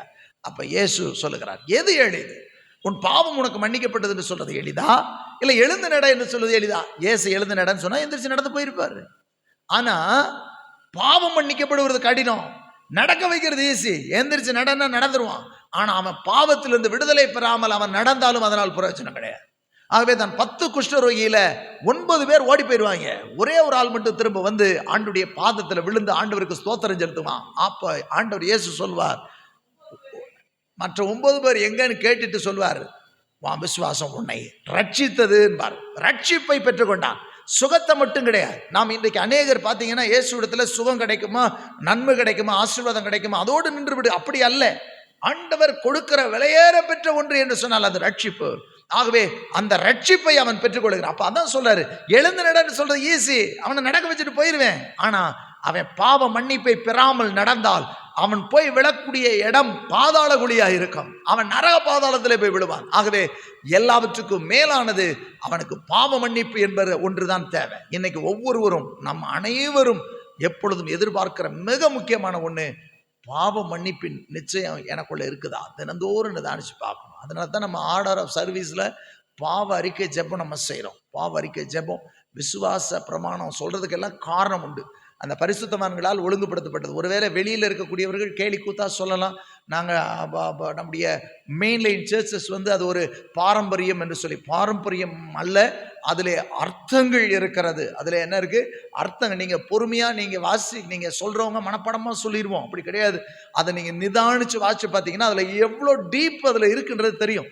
நிறையா ஸ்பிரிச்சுவல் விஷயங்களை அதில் சொல்லப்பட்டிருக்கிறதை நீங்கள் பார்க்க முடியும். அப்படியானால் ஆண்டவராக இயேசு கிறிஸ்துவினுடைய இரத்தத்தினாலே நமக்கு பாவ மன்னிப்பாகிய மீட்பை அவர் ஏற்படுத்தி கொடுத்தார். அப்போ பாவ மன்னிப்பு பெற்றும் பொழுது அவன் அற்புதமான சுகத்தை பெறுகிறார். அதான் சொல்றாரு, உன் பாவம் உனக்கு மன்னிக்கப்பட்டது என்று சொல்லி அங்கே சொல்லி உடனே சொல்றாரு, இப்போ நீ எழுந்து நடன்னு சொல்றாரு. அவன் எந்திரிச்சு தான் படுக்க எடுத்துக்கொண்டு நடந்து போகிறதை பார்க்கிறோம். கர்த்தருக்கு மகிமை உண்டாகட்டும். அப்படியானால் மனிதனுடைய வாழ்க்கையிலே பாவம் வியாதியை கொண்டு வருகிறது. அது மாத்திரம் அல்ல, நீங்க யோவான் 5ஆம் அதிகாரத்தில் ஒரு சம்பவத்தை பார்க்க முடியும். 38 வருடம் அங்கே பெதஸ்தா என்று சொல்லக்கூடிய குளத்தின் அருகிலே ஒரு மனிதன் படுத்து கிடக்கிறான். அவன் பார்த்தீங்கன்னா வெகு காலமாய் வியாதியஸ்தன். 38 வருஷம். இயேசு பிறக்கிறதுக்கு முன்னாடியே அவன் வியாதியஸ்தன். ஏன்னா அவன் இயேசு இந்த உலகத்தில் இருந்ததே 33 வருஷம் தான். ஆனா இவனுக்கு வியாதி படுக்க மட்டும் 38 வருஷம். இந்த வியாதி படுக்கை ஏன் வந்துச்சுன்னா, அந்த 5ஆம் அதிகாரத்திலே 12-14 வசனங்களை வாசிச்சு பார்த்தீங்கன்னா சொல்லப்பட்டிருக்கும், இனி அதிக கேடு உண்டாகாதபடிக்கு இனி என்ன பண்ணாத, இனி பாவம் செய்யாத, உன் பாவம் உனக்கு படுக்கையை கொண்டு வந்திருந்தது. அப்படின்னா இவன் ஒரு 20 வயசு நெருங்கி இருக்கணும். இவன் செஞ்ச பாவத்துக்கு அவனுக்கு ஒரு படுக்கை ஏற்பட்டிருந்தது, அவனுக்கு ஒரு வியாதி ஏற்பட்டிருந்தது. அப்படியானால் அந்த பாவம் மன்னிக்கப்படும் பொழுது அவன் சுகம் அடைகிறான். ஆண்டவர் சொல்றார், அதிக கேடானது உனக்கு வராதபடிக்கு நீ பாவம் செய்யாதே. ஆண்டவர் ஒரு எச்சரிப்போடு கூட அவனுக்கு நல்ல சுகத்தை கொடுக்கிறார். அப்படியானால் மனிதனுடைய வாழ்க்கையில எப்பொழுது மனிதனை ஆண்டவர் படைக்கும் போது அவனை பாவியா படைக்கல, பரிசுத்தமான படைச்சார். அவனை நோயை வச்சு படைக்கல, ஆனால் அவன் நோய் இல்லாதவனாகத்தான் இருந்தான். ஏனென்றால் ஆண்டவர் எப்படி குறைவில்லாதவராக பூரணராய் இருந்தாரோ அதை போல தான் மனிதனும் பூரணராய் இருந்தான். ஏன்னா ஆண்டவரை பார்த்தா மனுஷனை பார்த்தா ஆண்டவரை பார்க்கறதுக்கு தேவையில்லை. அதனாலதான் இயேசு சொல்லுங்க சொன்னார், என்னை கண்டவன் பிதாவை கண்டான் அப்படி சொன்னார். ஏன்னா அவருடைய தற்சுரூபம் வேதம் சொல்லுகிறது, அவருக்கு சமமாய் இருக்கிறவர். அவருக்கு சமமாய் இருக்கிறதை அவர் கொள்ளையாடிய பொருளாக எண்ணவில்லை என்று சொல்லுவார். ஆனால் அவருக்கு சமமானவர். அவருடைய தற்சுரூபம் என்றால் என்ன? Actual equal. அவர் எப்படியோ அப்படியே. பிதாவை நீங்க பார்க்கணுமா, இயேசுவை பார்த்தா சரி. அப்படின்னா 2 பேரும் ஒரே மாதிரி இருக்கிறார்கள். அதே போலதான் மனுஷனையும் பார்க்கிறாரு. ஆதியாகமம் 1ஆம் அதிகாரம் 26ஆம் வசனத்தில் வாசிக்கும் பொழுது, மனிதனை நமது சாயலாகவும் நமது ரூபத்தின்படியும் படைப்போம். நம்ம எப்படியோ அப்படியே மனுஷன். ஆனா என்ன, இந்த உலகத்தில் அவன் இருக்கிறான். ஆனா என்ன, அவன் மண்ணிலிருந்து எடுக்கப்பட்டான். நம்மை போலவே அவர் எப்படி, வேதம் சொல்லுகிறது, ஒருவரும் சேரக்கூடாத ஒளியிலே வாசம் பண்ணுங்க. அவர் மகிமையான பிரகாசமா இருந்தார். ஆனால் இந்த மனிதனையும் படைக்கும் பொழுது அப்படிப்பட்ட பிரகாசமா தான் இருந்தான். பாவம் செய்த பொழுது அதை இழந்தான். கர்த்தருக்கு மகிமை உண்டாகட்டும். சரி இருக்கட்டும். இன்றைக்கும் பாவம் ஒரு மனிதனுடைய வாழ்க்கையில வியாதியை உள்ளே கொண்டு வருகிறது. அப்ப ஆண்டவர் பார்க்கிறாரு, வெறுமனே இவன் வியாதியை மட்டும் போக்குறது இல்லை, இவனுடைய பாவம் மன்னிக்கப்பட்டாலே அற்புத சுகம் உண்டாகும். அற்புதமான சுகத்தை அவர்கள் பெற்றுக்கொள்ள முடியும் என்பதை ஆண்டவர் அறிந்துதான் பாவத்தை சிலுவையிலே சுமந்துத்தார். ஆகவேதான் வசனம் சொல்லுகிறது, 1 பேர் 2ஆம் அதிகாரத்தில் 24ஆம் வசனம் வாசிக்கும் பொழுது ஆண்டவருடைய வசனம் இவனமாய் சொல்லுகிறது, அவருடைய தழும்புகளால் குணமானீர்கள் என்று சொல்லப்பட்டிருக்கிறது. அவருடைய தழும்பு நம்மை குணமாக்குகிறது. ஏசாயா 53ஆம் அதிகாரத்தில் வாசிக்கும் பொழுது 4-5 வசனங்கள் சொல்லுகிறது, அவருடைய தழும்புகளால் குணமாவீர்கள் என்று சொல்லப்பட்டிருக்கிறது. நீங்கள் மத்தேயு 8ஆம் அதிகாரம் 16-17 வசனம் வாசித்து பாருங்கள். அங்கே சொல்லப்பட்டிருக்கும், அவர்தாமே நம்முடைய பலவீனங்களை ஏற்றுக்கொண்டு நோய்களை எல்லாம் சுமந்து கொண்டார் என்று சொல்லி ஆண்டவருடைய வார்த்தை சொல்லுகிறது. அப்படியானால் ஆண்டவராய் இயேசு கிறிஸ்து நம்முடைய பாவங்களை சிலுவையிலே சுமந்து தீர்த்தார். அந்த சிலுவையில சுமந்து தீர்த்ததுனால நாம் ஆரோக்கியம் அடைகிறோம். அந்த பாவம் சுமக்கப்பட்டதுனால யாரெல்லாம் அந்த பாவ மன்னிப்பு நிச்சயத்துக்கு தங்களை விட்டுக் கொடுக்கிறார்களோ அப்பொழுதே அற்புதமான சுகம். நான் ஊழியத்தின் பாதையில ஏராளமான அற்புதங்களை நாங்கள் பார்க்கிறோம். அதுல முக்கியமா அந்த பாவ அறிக்கை செய்ய சொல்லுவோம். அந்த அறிக்கை செய்ய சொல்லுகிற நேரங்களில அநேகர் நீண்ட கால பிரச்சனைகளுக்கெல்லாம் முடிவு வந்திருக்கிறது. நீண்ட நாட்களாக வியாதியோடு இருந்தவர்கள் எல்லாம் சுகமடைந்திருக்கிறார்கள். அதுக்கு நீங்க எங்க ட்ரீட்மெண்ட்டுக்கு போனாலும் அது சுகமா? பாவத்து நிமித்தம் உண்டாயிருக்கிற நோயை டாக்டரால் கண்டுபிடிக்க முடியாது. டாக்டர்கள் கொடுக்கக்கூடிய மருந்துகள் அவர்களை சுகமாக்க முடியாது. ஆனால் ஒரு மனிதனுடைய வாழ்க்கையில பாவத்து நிமித்தம் உண்டாயிருக்கிற நோய் பாவம் மன்னிக்கப்படும் பொழுதுதான் அது சுகமாகும். பாருங்க, சில நேரங்களில் சிலருக்கு இருக்கக்கூடிய பலவீனங்கள் தொடர்ந்து இருந்துகிட்டே இருக்கும். அப்ப சொல்லுவாங்க, பேசாம இதை எடுத்துட்டீங்கன்னு சொன்னா சரியாயிடும் அப்படிப்பாங்க. அப்ப அதை ரிமூவ் பண்ணிட்டா அப்போ திரும்ப அதுக்கப்புறம் அது பரவாம அடுத்து பாதிப்பு இல்லாதபடிக்கு எடுத்துருவோம் அப்படின்னு சொல்லி, அதே போல நம்முடைய வாழ்க்கையிலும் வியாதியை உண்டு பண்ணுகிறது அது பாவமாக இருக்கிறது. ஆகவே தான் இயேசு பார்த்தார், பாவிகளை ரட்சிக்க வேண்டும். இவர்கள் ரட்சிக்கப்படும் பொழுதே, பாவ மன்னிப்பு நிச்சயம் வரும்போதே, வியாதிக்கு காரணமாக இருக்கிற ஒன்று அவனை விட்டு விலகும் போதே அவனுடைய வாழ்க்கையில் அற்புத சுகத்தை அவன் பெற்றுக்கொள்ள முடியும், ஆரோக்கியத்தை அவன் பெற்றுக்கொள்ள முடியும் என்று சொல்லி ஆண்டவராய் இயேசு கிறிஸ்து நம்முடைய பாவங்களை கல்வாரி சிலுவிலே அவர் சுமந்து கொண்டார். யாரெல்லாம் அதை விசுவாசித்து, ஆண்டவரே என் பாவங்களை எனக்கு மன்னியும் என்று சொல்லி உண்மையாய் விட்டு கொடுக்கிறார்களோ அவர்களுக்கு நிச்சயமாகவே ஆண்டவர் அற்புதமான சுகத்தை கொடுக்க வல்லவராய் இருக்கிறார். தேவனால் கூடாத காரியம் ஒன்றுமில்லை. இன்றைக்கும் கூட எப்படிப்பட்ட பலவீனத்தோடு நீங்க இன்றைக்கு வந்திருந்தாலும் சரி, இந்த முதல் நாளில் உங்களுக்கு வியாதியிலிருந்து விடுதலை கொடுக்கிற ஆண்டவர், வியாதியை உன்னை விட்டு விலக்குவேன்னு சொன்ன ஆண்டவர் உங்களுடைய சரீரத்தில் இருக்கிற பலவீனங்களையும் நீக்கி உங்களை சுகமாக்க வல்லவராய் இருக்கிறார். கர்த்தருக்கு மகிமை உண்டாகட்டும். ஒரு முறை நான் கிராமம் ஆரம்ப நாட்களில் ஊழியத்தில் கிராம பகுதிகளில் ஊழியங்களுக்கு சென்றிருக்கும் பொழுது ஒரு சம்பவம் நடந்தது. ஒரு மனிதன், நான் எங்கே ஆரம்பத்தில் போகும்போது கிராமங்களுக்குள்ளே போய் எங்கே வாய்ப்பு இருக்குதோ அங்கே உட்கார்ந்து நான் ஆண்டவராய் இயேசுடைய அன்பையும் பாவ மன்னிப்பையும் மனம் திரும்புதலையும் சொல்லி கொடுத்து கொண்டு இருப்பேன். ஆண்டவர் அவர் தான் சொல்லிட்டு போயிருக்காரு. மத்தேயு லூக்கா 23:47 24:47 சொல்லுகிறது, இது முதற்கொண்டு மனம் திரும்புதலும் பாவ மன்னிப்பும் சகல தேசத்தாருக்கும் அவருடைய நாமத்தினாலே அறிவிக்கப்பட வேண்டியதாவது என்று சொல்லி, அப்படி அறிவித்து கொண்டு இருக்கும் பொழுது அங்கே வருகிறவரெல்லாம் சுகமடைந்து போவார்கள். அப்படி போகும் பொழுது ஒரு மனிதன் கேள்விப்பட்டவர், குஷ்டத்தினால பாதிக்கப்பட்ட அந்த மனிதன் அப்பொழுது அந்த இடத்துக்கு வந்துட்டார். கேள்விப்பட்டு அவரும் அங்கே வந்தார். அப்போ அவரிடத்துல நான் அந்த பாவ மன்னிப்பை பற்றி சொல்லிக்கொண்டே இருந்தேன். அப்போ பாவ அறிக்கை, உங்கள் பாவங்களை நீங்கள் ஆண்டோட சொல்லுங்க அப்படின்னு சொல்லி, இயேசுவை பற்றி எனக்கு பல தடவை சொல்லியிருக்காங்க, நான் அதை கண்டுக்கவே இல்லை. ஆனால் இன்னைக்கு நீங்கள் சொல்கிறத நான் அந்த அற்புதங்கள் எல்லாம் பார்க்கும்போது இப்போ நான் நம்புகிறேன்னு சொல்லி, இயேசு சிலுவையில் அறையப்பட்டது, அவர் பிறந்தது, எல்லா சத்தியத்தையும் அழகாக பொறுமையாக அவர்களுக்கு ஒரு சில நிமிடத்தில் அதை சொல்லி முடித்து, கடைசியாக இப்பொழுது அவர் உங்கள் பாவத்தை சுமந்து கொண்டார் என்கிறத நீங்கள் நம்புறீங்களா அப்படின்னு கேட்டால், ஆமாம் நான் நம்புகிறேன் அப்படின்னாங்க. அதை உங்கள் வாயினால் நீங்கள் அறிக்கை செய்யுங்க. வேதம் சொல்லுகிறது, நாம் நம்முடைய பாவங்களை அறிக்கையிட்டால் எல்லா நியாயங்களையும் நீக்கி நம்மை சுத்திக்க அவர் உண்மையை நீதி உள்ள தேவனாய் இருக்கிறார். ஆகவே நீங்க உங்க வாயினால நீங்க செஞ்ச பாவத்தை ஒத்துக்கொண்டு, ஆண்டவரே எனக்கு மனம் இறங்கும், என் பாவங்களை எனக்கு மன்னியும் கேளுங்க, இப்பொழுதே உங்கள் பாவங்களை உங்களுக்கு மன்னிப்பார், உங்களுக்கு மனம் இறங்குவார் என்று சொல்லி கொண்டு இருக்கும் பொழுது அந்த மனிதன் ஓவென்று அவர் அழ ஆரம்பிச்சிட்டார். அதாவது ரொம்ப கடினமான மனிதன் அவர். ஆனால் அழுது அவர் கதற ஆரம்பிச்சு அவர் சொன்னார், என் பாவங்களை மன்னியும் சொன்னார். வரும்போது கை இப்படி இருந்தது. அந்த கை பார்த்தீங்கன்னா கண்ணார நான் திறந்து பார்த்து கொண்டேன். தேவ சமூகத்தின நான் சாட்சி சொல்றேன், அவருடைய கை அப்படியே விரிந்து அவர் அற்புதமான சுகத்தை, அந்த பாவ அறிக்கை செய்யும் போது நடந்த அற்புதத்தை சொல்றேன். நான் ஜெபம் பண்ணதுனால நடந்துருச்சு நான் சொல்லல. பாவத்தை அறிக்கை செய்யும் பொழுது அந்த மனிதனுடைய கை விரல்கள் எல்லாம் நீள தொடங்கினது, கைகள் அப்படியே விரிந்தது. அந்த மனுஷன் சாப்பிட முடியாது, லுங்கி கட்ட முடியாது. அவர் உடனே டக்குன்னு வேகமாக லுங்கியை இழுத்து அவர் மடிச்சு கட்டிட்டு வழியெல்லாம் சொல்லிட்டு போனார், இயேசு என்னை சுகமாக்கினார், இயேசு என் பாவங்களை மன்னித்தார் என்று சொல்லிக்கொண்டே போனார். இதை என்னுடைய சொந்த கண்களினாலே நான் கண்ட அற்புதமான காட்சி. ஒரு பாவம் மன்னிக்கப்படும் பொழுது எப்படி அற்புத சுகம் நடக்கும், இது எப்படி நடந்திருக்கும் என்று சொல்லி இந்த சம்பவத்தை கேட்டிங்கன்னா அது நடந்தது. இது மாத்திரமல்ல, இது நான் ஒரு சாட்சியை சொல்கிறேன், இதே மாதிரி பல சாட்சிகளை சொல்கிறேன். கேன்சர் நோய் ஜெபம் பண்ணுறதில்ல, நாங்கள் கேம்ப் நடத்துவோம், சத்திய முகாம் என்று சொல்லி இயேசுனுடைய பிறப்பு இந்த எல்லாத்தையும் வச்சு ஆண்டுடைய வருகை வர எல்லாத்தையும் சொல்லி நம்ம என்ன செய்யணும்னு சொல்லி ஒரு முகாம் நடக்கும். இதில் ஸ்பெஷல் ப்ரேயர்லாம் கிடையாது, வியாதியஸில் உட்காந்துக்கலாம். உட்கார்ந்து கேட்டுக்கொண்டு இருக்கும் போதே அதில் சில செஷன் ஒரு டைமிங் வச்சுருப்போம். அதில் பாவங்களை அறிக்கை செய்கிற நேரம் என்று சொல்லி, அப்படி இருக்கும்போது ஒரு தம்பிக்கு தொடையில் கட்டி இருந்தது. அப்போ ஜெபம் பண்ண வந்தார். அப்போ சொன்னேன், இங்கே இப்போ ஜெபம் பண்ணுற நேரம் கிடையாது, நீங்கள் வசனத்தை கவனிங்க, இங்கே இருக்கிற ப்ரொசீஜர்ஸை நீங்கள் அப்படியே ஃபாலோ பண்ணுங்கள், உங்களுக்கு ஆண்டவர் அற்புதம் செய்வார் என்று சொல்லி முதல் நாளே கேட்டார். கேட்ட உடனே அதை சொல்லிட்டு அனுப்பிச்சிட்டோம். அப்போ அந்த கன்ஃபர்ஷன் டைமில் இவர் தனியாக நாங்கள் அனுப்பிடுவோம். பாவம் எதெல்லாம் சொல்லி ஒரு பட்டியலை சொல்லுவேன், வேதத்தில் எதெல்லாம் பாவம் என்று சொல்லுகிறதோ இதையெல்லாம் ஒரு பட்டியல் சொல்லி அந்த பாவத்தை எல்லாம் அவங்ககிட்ட சொல்லி, இதை நீங்கள் செஞ்சுருந்தீங்கன்னா நீங்கள் குறித்து கொள்ளுங்கள் என்று வெள்ளை பேப்பரும் பேனாவும் கையில் கொடுத்துருவோம்.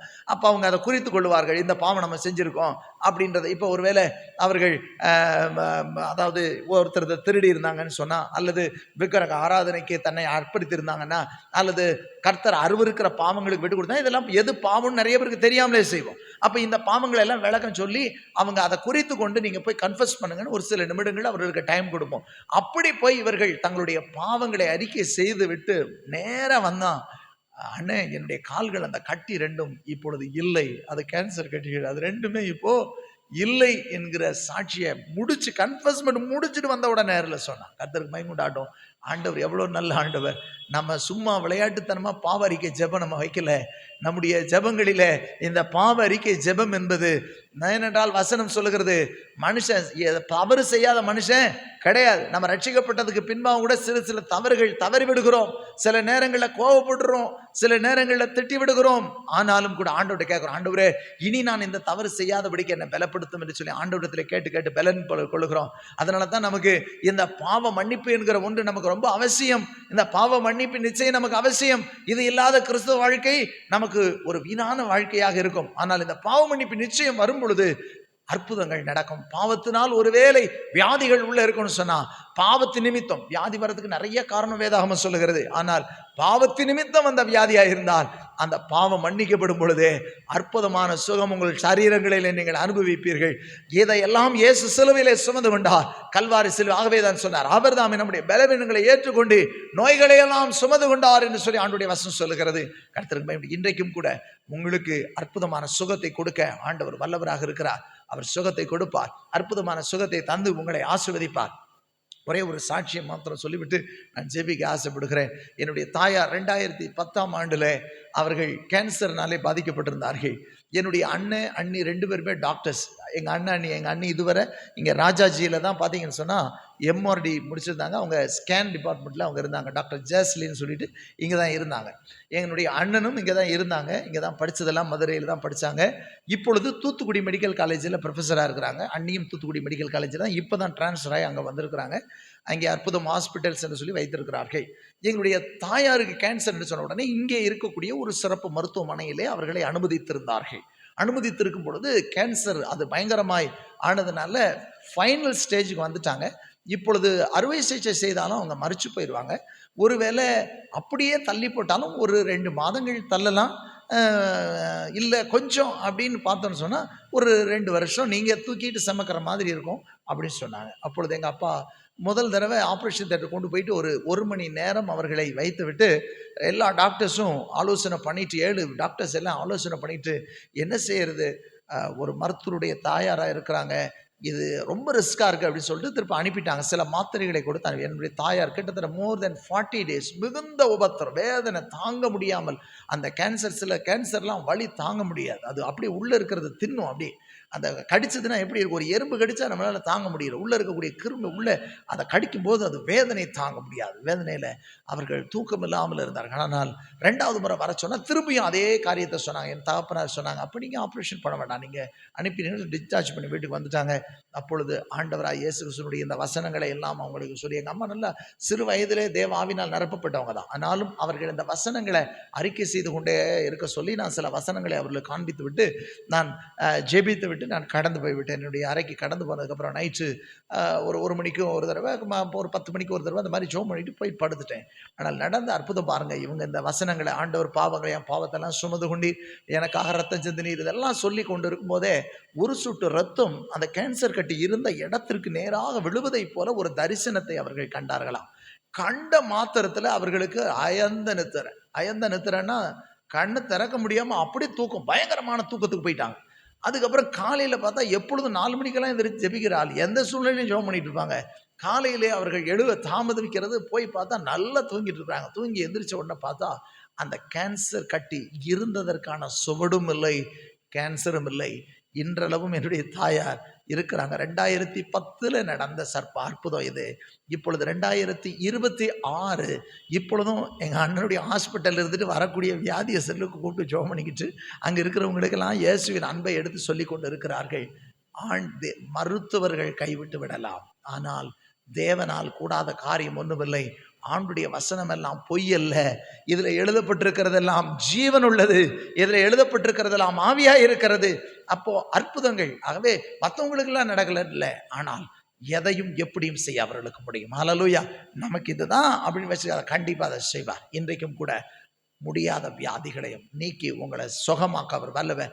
ஒன்றே ஒன்று, ஒருவேளை நம்மிடத்தில் குறைவுண்டானால் தேவ சமூகத்திலே நாம் ஒப்புரவாவோமானால் ஆண்டவர் நம்முடைய பாவங்களை மன்னிப்பதுக்கு உண்மையுள்ளவராக இருக்கிறார். ஒருவேளை நான் ரெகுலராக சர்ச்சுக்கு வர்றேன், ரெகுலராக பைபிள் வாசிக்கிறேன், ரெகுலராக எல்லாம் செய்கிறேன், எல்லா ஒழுங்குகளும் செய்கிறேன், ஆனால் வேதத்தில் நீங்கள் பார்த்தீங்கன்னு சொன்னால் 2 பேர் தேவ சமூகத்துக்கு வர்றாங்க.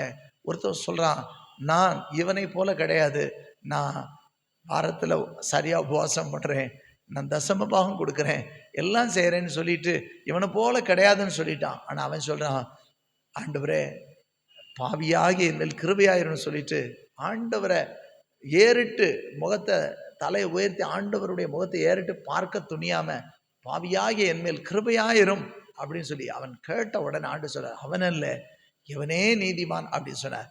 ஒன்றே ஒன்று, தேவ சமூகத்தை நாம் தேடி வரும் பொழுதெல்லாம் நாம் நம்மை நிதானித்து அறிவதற்காக ஆண்டவர் நமக்கு நேரங்களை கொடுத்திருக்கிறார். நிதானித்து அறியும் பொழுது நாம் அற்புதமான விடுதலையை பெற்றுக்கொள்கிறோம். ஆண்டவராய் இயேசு கிறிஸ்து பட்ட பாடுகளின் நிமித்தம் ரட்சிக்கப்படுகிற நமக்கு வருகிற ஒரு பெரிய பலன் அற்புதமான சுகம். நம்முடைய சரீரத்திலே ஆவியிலும் சரி ஆத்மாவிலும் சரி அற்புதமான சுகத்தை அவர் தருவார். இன்றைக்கும் பலவீனப்பட்ட சூழ்நிலை வந்திருப்பீங்கன்னா கர்த்தர் இன்றைக்கும் உங்களுக்கு அற்புதங்களை செய்வார். நாளைய தினத்திலும் சரி, நாளை மறுநாளும் இந்த இயேசுனுடைய பாடுகள். இன்றைக்கி ஏன்னா இயேசு வந்ததின் காரியத்தை நிறைய தியானித்தோம். நாளைக்கு இந்த நன்மைகள் 3 நாட்கள், நாளைக்கும் நாளாகணும் நம்ம பார்க்க போகிறோம். இப்பொழுது நாம் ஜெபிப்போம். இருக்கிற இடத்துல நாம் அப்படியே எழுந்து நின்று ஆண்டவருடைய சமூகத்தை நோக்கி பார்ப்போம். ஆண்டவர் உங்களுக்குள் கிரியைகளை நடப்பிப்பார். ஹல்லேலூயா. Thank you Jesus. நன்றி ஆண்டவரே. அப்பா, சிலுவையை பற்றிய உபதேசம் அது கெட்டு போகிறவர்களுக்கு அது பைத்தியம், ஆனால் ரட்சிக்கப்படுகிற எங்களுக்கோ அது தேவ பலன், அது தேவனால் உண்டாயிருக்கிற பலன், எங்கள் வியாதியை எங்களை விட்டு விலக்கக்கூடிய பலனாய் இருக்கிறது. இன்றைக்கும் எங்களுக்கு நீர் அருமையாய் சொல்லி கொடுத்தீரே ஆண்டவரே. பாவத்து நிமித்தம் உண்டாகிற வியாதி, பாவங்களை சிலுவையில் சுமந்து தீர்த்தீரப்பா. சிலுவையில் உண்டான உபதேசம், எங்கள் பாவங்களை சிலுவையில் சுமந்து கொண்டீர். ஏன் அதை நீர் சுமக்க வேண்டும்? அந்த பாவம் மனுஷனுக்குள் இருக்கிற வரை அது பல வியாதிகளை உண்டு பண்ணுகிறது. அது வியாதிகளை உண்டு பண்ணுகிற வல்லமை கொண்டதாக இருக்கிறது இந்த பாவம். பழைய ஏற்பாட்டு காலத்தில் பாவத்து நிமித்தம் மரித்து போனார்கள் என்று நாங்கள் வேதத்தில் வாசிக்கிறோம். இந்த வேளையிலும் ஆண்டவரே, எங்களுடைய சரீரத்தில் இருக்கிற பலவீனங்கள், வியாதிகள் ஒருவேளை பாவத்து நிமித்தமாக இருக்குமானா இன்றைக்கு என்னுடைய பாவங்களை எனக்கு மன்னியும், என் பாவங்களை எனக்கு மன்னியும் ஆண்டவரே. உம்முடைய விலையேறப்பட்ட இரத்தத்தினாலே நீர் என்னை கழுவி சுத்திகரியும். உம்முடைய இரத்தத்தின் வல்லமை என்னை சுத்திகரிக்கட்டும். உம்முடைய பரிசுத்த இரத்தத்தினாலே நீர் என்னை சுத்திகரியும் ஆண்டவரே. நீர் என்னை சுத்தமாக்கும், அப்பொழுது நான் சுத்தமாவேன். உம்முடைய விலையேறப்பட்ட இரத்தத்தினால் கழுவி அருளும் ஆண்டவரே. என் பாவங்களை நான் மனதார அறிக்கையிடுகிறேன். தன் பாவங்களை மறைக்கிறவன் வாழ்வடைய மாட்டான், அவைகளை அறிக்கை செய்து விட்டு விடுகிறவனும் இரக்கம் பெறுவான். உம்முடைய இரக்கங்களுக்கு முடிவில்லை. இறங்குகிற தேவன் நீர் ஆண்டவரே. உம்முடைய இரக்கத்திற்காக நன்றி, உம்முடைய இரக்கத்திற்காக நன்றி. தேவ பிரசன்னம் அளவில்லாமல் இறங்கி கொண்டிருக்கிறதுக்காக நன்றி. குடல் சம்பந்தமான பிரச்சனைகள், அடிக்கடி ஸ்டமக் அப்செட், வயிற்று உபாதைகளை கர்த்தர் நீக்குகிறதை பார்க்கிறேன். அவருடைய தழும்புள்ள கரம் உங்களை தொட்டு சுகமாக்குறது. சரியான செரிமானம் இல்லாமல் அடிக்கடி வயிற்றுப்போக்கு அல்லது வாமிட்டிங், அடிக்கடி சம்மதம் இல்லாமல் கர்த்தர் இன்றைக்கு ஒரு அற்புதமான விடுதலையை தருகிறார். இயேசு கிறிஸ்துவின் நாமத்தின் அற்புதமான சுகத்தை பெற்றுக்கொள்ளுங்கள். இனி அது உங்களை பின்தொடர்ந்து வருவது இல்லை. இயேசுவே, என் பாவங்களை மன்னியும் என்று கேட்கிற ஒவ்வொருடைய ஜெபத்திற்கும் ஆண்டவர் பதில் கொடுக்கிறார். ஒரு காரியத்தை தெளிவாக நான் முடிவெடுக்க முடியல, பல குழப்பத்தோடு நான் உட்கார்ந்துருக்கிறேன்னு சொல்றீங்களா? ஒரு தெளிவை ஆண்டவர் தருகிறார். அந்த குழப்பத்தை உண்டாக்குகிற வல்லமை இன்னைக்கு ஆண்டவர் உங்களை விட்டு அகற்றுகிறார். ஒரு தெளிவான மைண்ட் ஆண்டவர் இன்னைக்கு தருகிறதை பார்க்கிறேன். என்னுடைய அலைச்சல்கள், நீர் எண்ணி இருக்கிறீர், என் அலைச்சல்களை நீர் அறிந்திருக்கிறீர். ஒரு தெளிவான முடிவு எடுக்க முடியாததுனால அங்கும் இங்கும் அலைந்தும் ஒன்றும் நடக்கவில்லை. இது முதற்கொண்டு உங்கள் காரியங்கள் ஜெயமாய் மாறுகிறது. உங்கள் காரியங்கள் ஜெயமாய் மாறுகிறது. பல இடத்தில் அலைந்தும் உங்கள் காரியங்கள் வாய்க்காமல் போனது. ஆண்டவர் இன்றைக்கும் உங்கள் அலைச்சல்களை அறிந்திருக்கிறார். அலைந்து திரிய பண்ணினவைகள் உங்களை விட்டு அகன்று போகிறது. கர்த்தர் அதிசயமாய் உங்கள் காரியங்களை ஜெயமாக்கி தருகிறார். இந்த நாளில் உங்கள் காரியங்களை கர்த்தர் வெற்றியாக்கி தருகிறார். Thank you for the blessings Lord. Thank you for the blessings. உங்களுடைய ஆசீர்வாதங்களுக்காக நன்றி. இனி உன் காரியம் வாய்க்கும். அது கர்த்தரால் வாய்க்கும். உன் காரியம் வாய்க்கும். உன் காரியம் வாய்க்காதபடிக்கு தடையாய் இருந்தவைகளை கர்த்தர் மன்னித்தார். உண்மையாய் நீ அவரை நோக்கி கூப்பிட்டதை அவர் கேட்டார். அவர் உனக்கு இறங்கி இருக்கிறார். உன் காரியத்தை கர்த்தரை வாய்க்க பண்ணுகிறார். Thank you for the blessings Lord. நன்றி சொல்லுகிறோம், நன்றி சொல்லுகிறோம். பிள்ளைகளின் பிள்ளைக்காக அழுகிறீர்களோ? உங்கள் பிள்ளைகளின் பிள்ளைகள், உன் பிள்ளைகளின் பிள்ளைகளை கர்த்தர் பொறுப்பெடுக்கிறார்.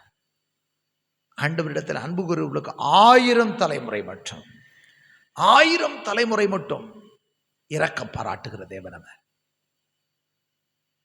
நீ செய்த எல்லா நன்மைகளும், எல்லா பரிசுத்தவான்களுக்கு செய்த உபகாரங்களும், செய்த நன்மைகளும், தானங்களும், தர்மங்களும் தேவ சமூகத்தில் நினைவு கூறப்பட்டிருக்கிறது. கலங்காதே. உன் பிள்ளைகளின் பிள்ளைகளுக்கும் அடைக்கலம் கிடைக்கிறது. உன் பிள்ளைகளின் பிள்ளைகள் ஆசீர்வதிக்கப்பட்டிருப்பார்கள். Thank you for the blessings Lord. உம்முடைய நாமத்தினாலே கொம்புகள் உயருகிறது. வெட்கப்பட்டு தீங்கை அனுபவித்துக் கொண்டிருக்கிறேன், யாரை என்னை விடுவிப்பார் என்று சொல்லுகிறாயோ, கர்த்தர் உன்னை விடுவிக்க வல்லவராயிருக்கிறார். அவர் தம்முடைய மகிமையான கரத்தை நீட்டி மீட்டெடுக்கிறார். இனி தீங்கை காணாதிருப்பாய். தொடர்ந்து வந்த தீங்குகளுக்கு கர்த்தர் விலைக்கு உன்னை காக்கிறார். ஆசீர்வதிக்கிறதுக்காக நன்றியப்பா. தொடர்ந்து வழி நடத்தும். உம்முடைய ஜீவ வார்த்தைகளை தியானிக்க செய்தீர். அந்த வசனங்களை எல்லாம் உறுதி செய்ய முடியாது. இப்பொழுதும் உம்முடைய பிள்ளைகளுக்கு நீர் செய்த அற்புதங்களுக்காக நன்றி. பலவீனங்கள் மாறி போகட்டும். அற்புதங்களுக்காக நன்றி, அதிசயங்களுக்காக நன்றி. உலர்ந்த எலும்புகள் எல்லாம் உயிர்ப்பிக்கப்படுகிறதுக்காக நன்றி. எல்லா எலும்புகளும் உயிர்ப்பிக்கப்படுகிறது. இயேசுவின் நாமத்தினாலே உயிர்ப்பிக்கப்படுகிறது. உயிர்ப்பிக்கப்படுகிறதுக்காக நன்றி. நீண்ட நாள் மூட்டு வலிகள் நீங்கட்டு ஜெபிக்கிறேன். இயேசு கிறிஸ்துவின் நாமத்தினாலே மூட்டுகள் சுகமடையட்டும். சங்கீதக்காரர் சொன்னார், பாவத்தினால் என் அக்கிரமத்தினால் என் பலன் குறுகினது. இப்பொழுது ஒரு பொது பலன் வருகிறது. அவர் உன் அக்கிரமங்களை சுமந்தார், உன் மீறுதல்களை ஏற்றுக்கொண்டார். நம்புகிற உன் வாழ்க்கையில இன்றைக்கு ஒரு அற்புத சுகம் வருகிறது. ஒரு புது பலன் வருகிறது. பலனற்று போய் காணப்படுகிறாயோ, ஒன்றையும் செய்ய முடியாமல் சோர்ந்து சோர்ந்து போய் படுக்கிறாயோ, இன்றைக்கு ஆண்டவர் ஒரு புது பலத்தை தருகிறார். புது பலத்தை தருகிறதுக்காக நன்றி. ரட்சிக்கப்படுகிற நமக்கு அது தேவ பலன். இன்றைக்கு அந்த தேவ பலனை கர்த்தர் கொடுத்து கொண்டிருக்கிறார். தொடர்ந்து ஆசீர்வதிங்கப்பா. நாமத்தை மகிமைப்படுத்துங்க, கனப்படுத்துங்க. கனப்படுத்துறதுக்காக நன்றி. இந்த முதலாம் நாள் நீர் ஆசீர்வதித்து மற்ற 2 நாட்களும் நீர் ஆளுகை செய்யும், ஆசீர்வதியும். ஆண்டவர் இப்படி ஊழியக்காரரை இன்னும் அதிகமாய் கிணிச்சோலையாய் ஐயாவை எடுத்து பயன்படுத்துங்கப்பா. ஒவ்வொரு பிள்ளைகளையும் வந்த ஒவ்வொருவரும் ஆசீர்வதிக்கப்படும். இந்த 3 நாட்களும் உடைய பிள்ளைகள் ஒவ்வொரு வார்த்தைகளாய் கேட்க கேட்க கேட்க எந்தெந்த பகுதியில் விடுதலை வேணுமோ அந்தந்த பகுதியில் அற்புதங்களும் அடையாளங்களும் விடுதலைகளும் நடக்கட்டும். விசேஷமாய் ஒவ்வொருவரும் இந்த உலகத்தில் சாட்சிகளாக இருக்கட்டும். நாம மகிமைப்படட்டும். அப்பிரயோஜனமான ஊழியக்காரன் கடமையை செய்திருக்கிறேன். எல்லா துதிக்கான மகிமை புகழ் சோது ஒருவருக்கே சிறதும்.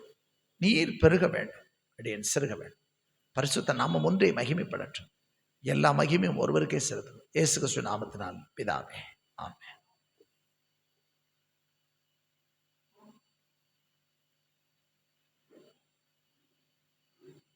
சபையார் அமர்வோம். கிறிஸ்துவுக்குள் அன்பானவர்களே, இந்த நல்ல நாளிலும் நம் மத்தியிலே வந்து கர்த்தருடைய வார்த்தையை பகிர்ந்து கொண்ட இயேசுவே பரலோகத்தின் வழி ஊழியங்களின் ஸ்தாபகரும் அதனுடைய சுவிசேஷகருமாக இருக்கிற அருமையான ஐயா டேனியல் தனசிங் ஐயா அவர்களுக்கு நம்முடைய திருச்சபையின் சார்பாக நன்றிகளை தெரிவித்துக் கொள்கிறோம். அருமையான ஐயாவுடைய ஊழியங்களுக்காக, அவருடைய குடும்பங்களுக்காக நீங்கள் உங்கள் தனி ஜெபங்களிலும் குடும்ப ஜெபங்களிலும் ஜெபிக்க அன்போடு கேட்டுக்கொள்கின்றேன். சபையாருக்கு அறிவிக்கப்பட வேண்டிய ஒரு சில அறிவிப்புகள். கூடுகை நிறைவிலே ஐக்கிய உணவு ஒழுங்கு செய்யப்பட்டிருக்கிறது. பங்கு பெற்று செல்ல அன்போடு கேட்டுக்கொள்கிறேன். இந்த கூடுகைகளின் உணவுக்கான தேவைகளை நீங்கள் காணிக்கை வழியாக செலுத்தி உதவி செய்யும்படியாகவும் அன்போடு நினைவுபடுத்துகின்றேன். குறிப்பாக நாளை தினம் மாலையிலும் நம்முடைய ஆலயத்திலே உயிர்மீட்சி கூட்டம் நடைபெறும். குறிப்பாக நாம் சனிக்கிழமை காலையிலே உபவாச கூடுகைகள் வைத்து வந்து கொண்டிருக்கிறோம். நாம் அறிந்த விதமாக நம்முடைய சபையின் மூத்த உறுப்பினர் அருமையான தாயார் திருமதி பத்மா பேபிங்டன் அம்மா அவர்கள் கடவுளுடைய சமூகத்திலே இறையேற்பு பெற்றிருக்கிறார்கள். அன்னாரது உடலானது அவருடைய மகனும் அவருடைய மருமகளும் இங்கே வந்த பின்பதாக நாளை காலையிலே அவருடைய இல்லத்திற்கு எடுத்து வரப்பட இருக்கின்றது. ஆகவே அதன் நிமித்தமாக மதியம் 3 மணி அளவிலும் அவருடைய அடக்க ஆராதனை நடைபெற இருப்பதினால் காலையில் நடைபெறுகின்ற இந்த உபவாச கூடுகையை நாம் இல்லாதபடி அவர்களை இல்லங்களில் சென்று சந்திக்க விரும்புகின்றவர்கள் நீங்கள் சென்று சந்தித்து அவர்களுக்கு ஆறுதல் படுத்தவும் ஆண்டவருடைய சமாதானத்தை பகிர்ந்து கொள்ளும்படியாகவும் உங்களை அன்போடு கேட்டுக்கொள்கின்றேன். ஆகவே நாளை தின காலை உபவாச கூடுகை இருக்காது என்பதை அன்போடு தெரிவித்துக் கொள்கின்றேன். நாளை மாலை உயிர்மீட்சி கூட்டங்களிலும் 2ஆம் நாளாக அருமையான ஐயா அவர்கள் மத்தியிலே கர்த்தருடைய வார்த்தையை பகிர்ந்து கொள்வார்கள். சபையார் பங்கு பெற உங்களை அன்போடு கேட்டுக்கொள்கிறேன். பெண்கள் ஐக்கிய சங்கத்தின் வழியாக அகில உலக ஜெபநாள் கூடுகை வருகின்ற ஞாயிற்றுக்கிழமை அன்று நமது ஆலயத்திலே நடைபெற இருக்கின்றது. ஆகவே பெண்கள் ஐக்கிய சங்கத்தினர் அந்த நாளிலே நீங்கள் ஆராதனையை ஏற்று நடத்தி அதே வேளையிலே அகில உலக மக்களிலே ஜெபநாளாக நாம் சிறப்பாக ஒவ்வொரு ஆண்டும் இந்த ஒரு பகுதியில் உள்ள மக்களுக்கென்று நாம் காணிக்கைகளை கொடுத்து அவர்களை தாங்கி வருகின்ற வழக்கம் உண்டு. ஆகவே சிறப்பு பாடல் வேளையிலே பெண்கள் ஐக்கிய சங்கத்தினர் இந்த அகில உலக ஜெபநாள் காணிக்கை படைக்க உங்களை அன்போடு கேட்டுக்கொள்கின்றேன். அதே போன்று வெள்ளூர் மருத்துவக் கல்லூரி மருத்துவ படிப்புக்கான சான்றிதழ்கள் வழங்கப்பட்டு வந்து கொண்டிருக்கின்றது. பரிந்துரை படிவம் தேவைப்படுவோர் பயன்படுத்தி கொள்ள அன்போடு கேட்டுக்கொள்கின்றேன். பசுமலை திருச்சபையின் வழியாக தெய்வீக அன்பின் திருக்காட்சி என்று ஆண்டவருடைய வாழ்க்கை வரலாறு நாடகமாக நடித்து காட்டுகிற நிகழ்வுகள் நடைபெற இருக்கின்றன. அந்த ஊழியங்களுக்காக ஜெபிக்கவும் அந்த ஊழியத்திலே நீங்கள் பங்கு பெற்று அந்த ஊழியங்களை தாங்கும்படியாகவும் அன்போடு கேட்டுக்கொள்கின்றேன்.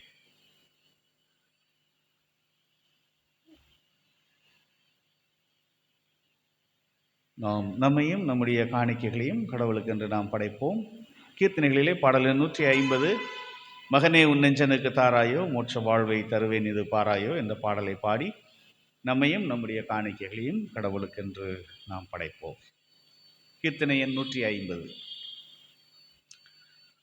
மகனே உன் நெஞ்சனுக்கு தாராயோ மகனே உன் நெஞ்சனுக்கு தாராயோ மோட்ச வாழ்வை தருவேன் இது பாராயோ மோட்ச வாழ்வை தருவேன் இது பாராயோ அகத்தின் அசுத்தமெல்லாம் துடைப்பேனே அகத்தின் அசுத்தமெல்லாம் துடைப்பேனே பாவ அழுக்கை நீக்கி அருள் கொடுப்பேனே பாவ அழுக்கை நீக்கி அருள் கொடுப்பேனே உன் பாவம் முற்றும் பரிஹரிப்பேனே உன் பாவம் முற்றும் பரிஹரிப்பேனே அதை உண்மையாய் அற்ற யான் மரித்தேனே. அதை உண்மையாய் அகற்ற யான் மரித்தேனே. பாவம் அனைத்துமே விட்டோடாயோ, பாவம் அனைத்துமே விட்டோடாயோ, நித்திய பரகதி வாழ்வை இன்று தேடாயோ, நித்திய பரகதி வாழ்வை இன்று தேடாயோ. உலக வாழ்வினை வேட்டாகல்வாயே, உலக வாழ்வினை வேட்டாகல்வாயே,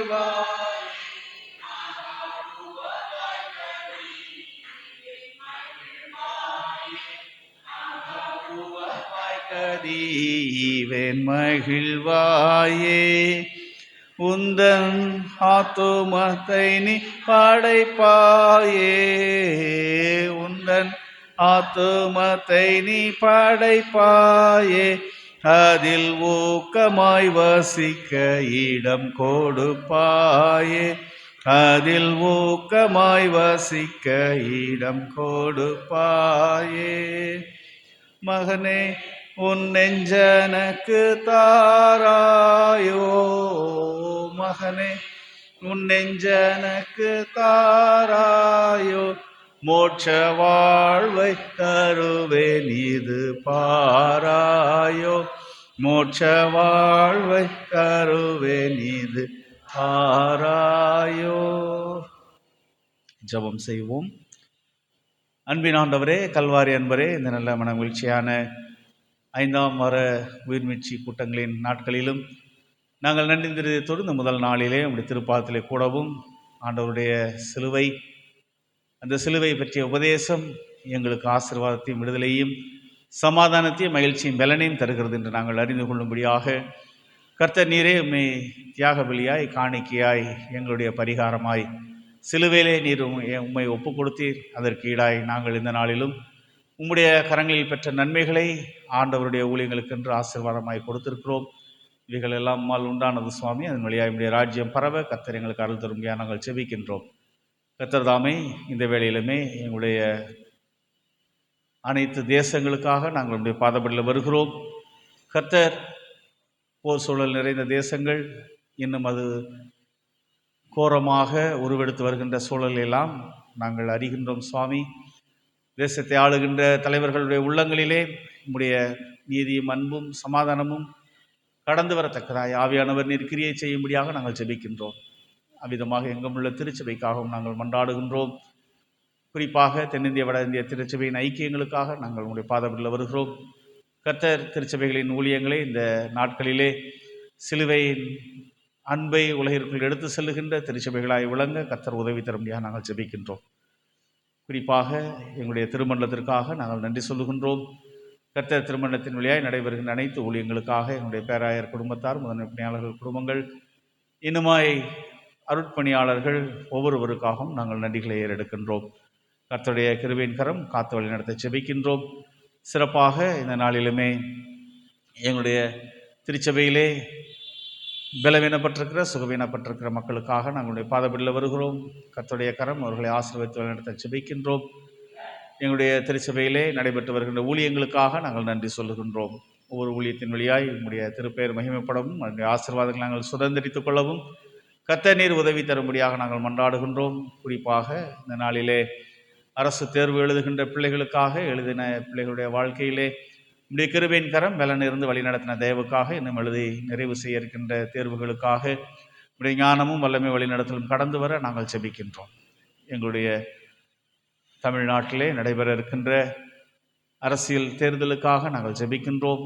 கர்த்தரால் முன் குறிக்கப்பட்ட உம்முடைய தாசர்கள் தெரிவு செய்யப்படவும், அதன் வழியாக ஒரு மத சார்பற்ற ஆட்சி அமையும்படியாகவும், ஆண்டவருடைய வல்லமை வழிநடத்தலும் நிறைவாய் எங்கும் காணப்பட நீர் அருள் தரும்படியாகவும் நாங்கள் ஜெபிக்கின்றோம். கர்த்தருடைய கிருபையின் கரம் அவ்விதமாக இந்த நாளிலும் மெய் நினைத்து பார்க்க முடியாத நிலைமையில் இருக்கிற மக்களுக்காக நாங்கள் வருகின்றோம்.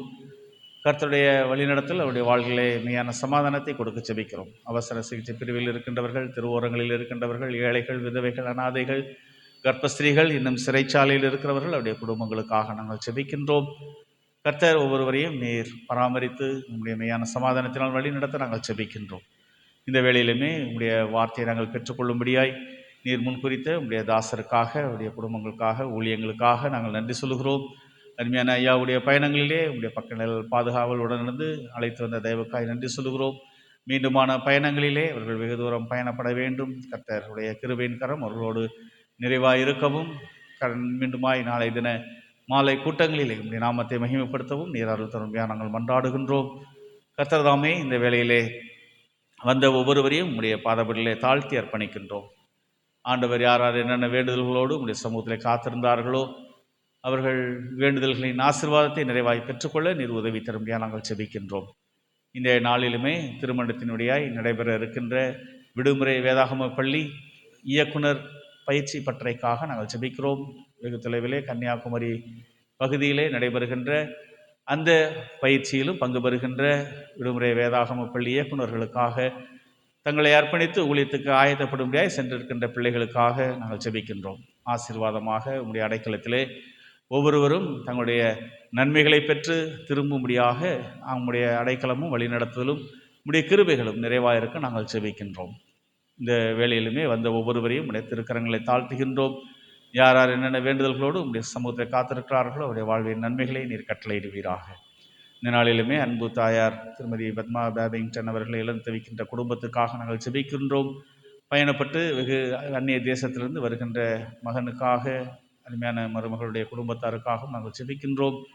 நாளை தினத்திலும் ஆண்டவருடைய கிருபையின் கரம் குடும்பத்தின் பிள்ளைகளோடு இருந்து எல்லோரும் வந்து சேரும்படியாகவும், அன்பு தாயாருடைய நல்லடக்க ஆராதனையிலும் உம்முடைய கிருபையின் கரம் அவர்களை ஆற்றப்படுத்தவும் ஆண்டவர் அவர்கள் ஒரு ஜப தாயாக இருந்தார்கள் என்று நாங்கள் அறிவோம். அதற்காக நன்றி சொல்லுகின்றோம்.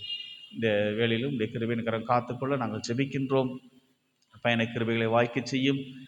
இந்த வேளையிலும் வந்த எங்களையும் நாங்கள் உங்களுடைய திருக்கரங்களிலே தாழ்த்தி அர்ப்பணிக்கின்றோம். கர்த்தர்தாமே என்று மாறாத உம்முடைய அன்பினால் எங்களை ஆசீர்வதித்து வழிநடத்த நாங்கள் ஜெபிக்கின்றோம். எங்களை உம்முடைய இரத்த கோட்டைக்குள்ளாய் காத்து இந்த இரவின் எல்லா தீமைகளுக்கும் தீங்குகளுக்கும் பொல்லாங்களுக்கும் விலக்கி உங்களுடைய கரத்திலே துதிக்கும் துதியோடு நீர் எங்களுக்கு இரக்கம் செய்ய முடியாது நாங்கள் மன்றாடுகிறோம். இறைமகன் இயேசு கிறிஸ்துவியாய் வேண்டுகிறோம் எங்கள் அன்பின் கடவுளே, ஆமென். பரமண்டலங்களில் இருக்கிற எங்கள் பிதாவே, உம்முடைய நாமம் பரிசுத்தப்படுவதாக, உம்முடைய ராஜ்யம் வருவதாக, உம்முடைய சித்தம் பரமண்டலத்திலே செய்யப்படுகிறது போல பூமியிலேயும் செய்யப்படுவதாக. ஆகாரத்தை இன்று எங்களுக்கு தாரும். எங்களுக்கு விரோதமாய் குற்றம் செயல் நாங்கள் மன்னிக்கிறது போல எங்கள் குற்றங்களை எங்களுக்கு மன்னியும். எங்களை சோதனைக்கு பிரவேசிக்க பண்ணாமல் தீங்கு ரட்சித்துக் கொள்ளும்.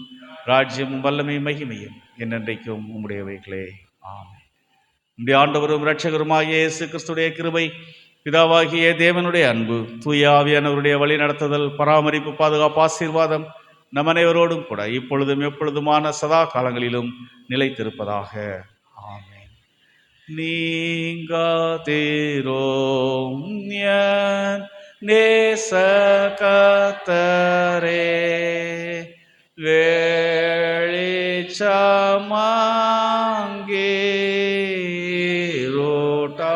வெளிச்சமாங்கீரோட்டாயிற்றே, மற்றோர் ஒத்தாசை அற்று போயினோம். நீர்மெய் சகாயரே, நீங்காதீரோம். ஆமென்.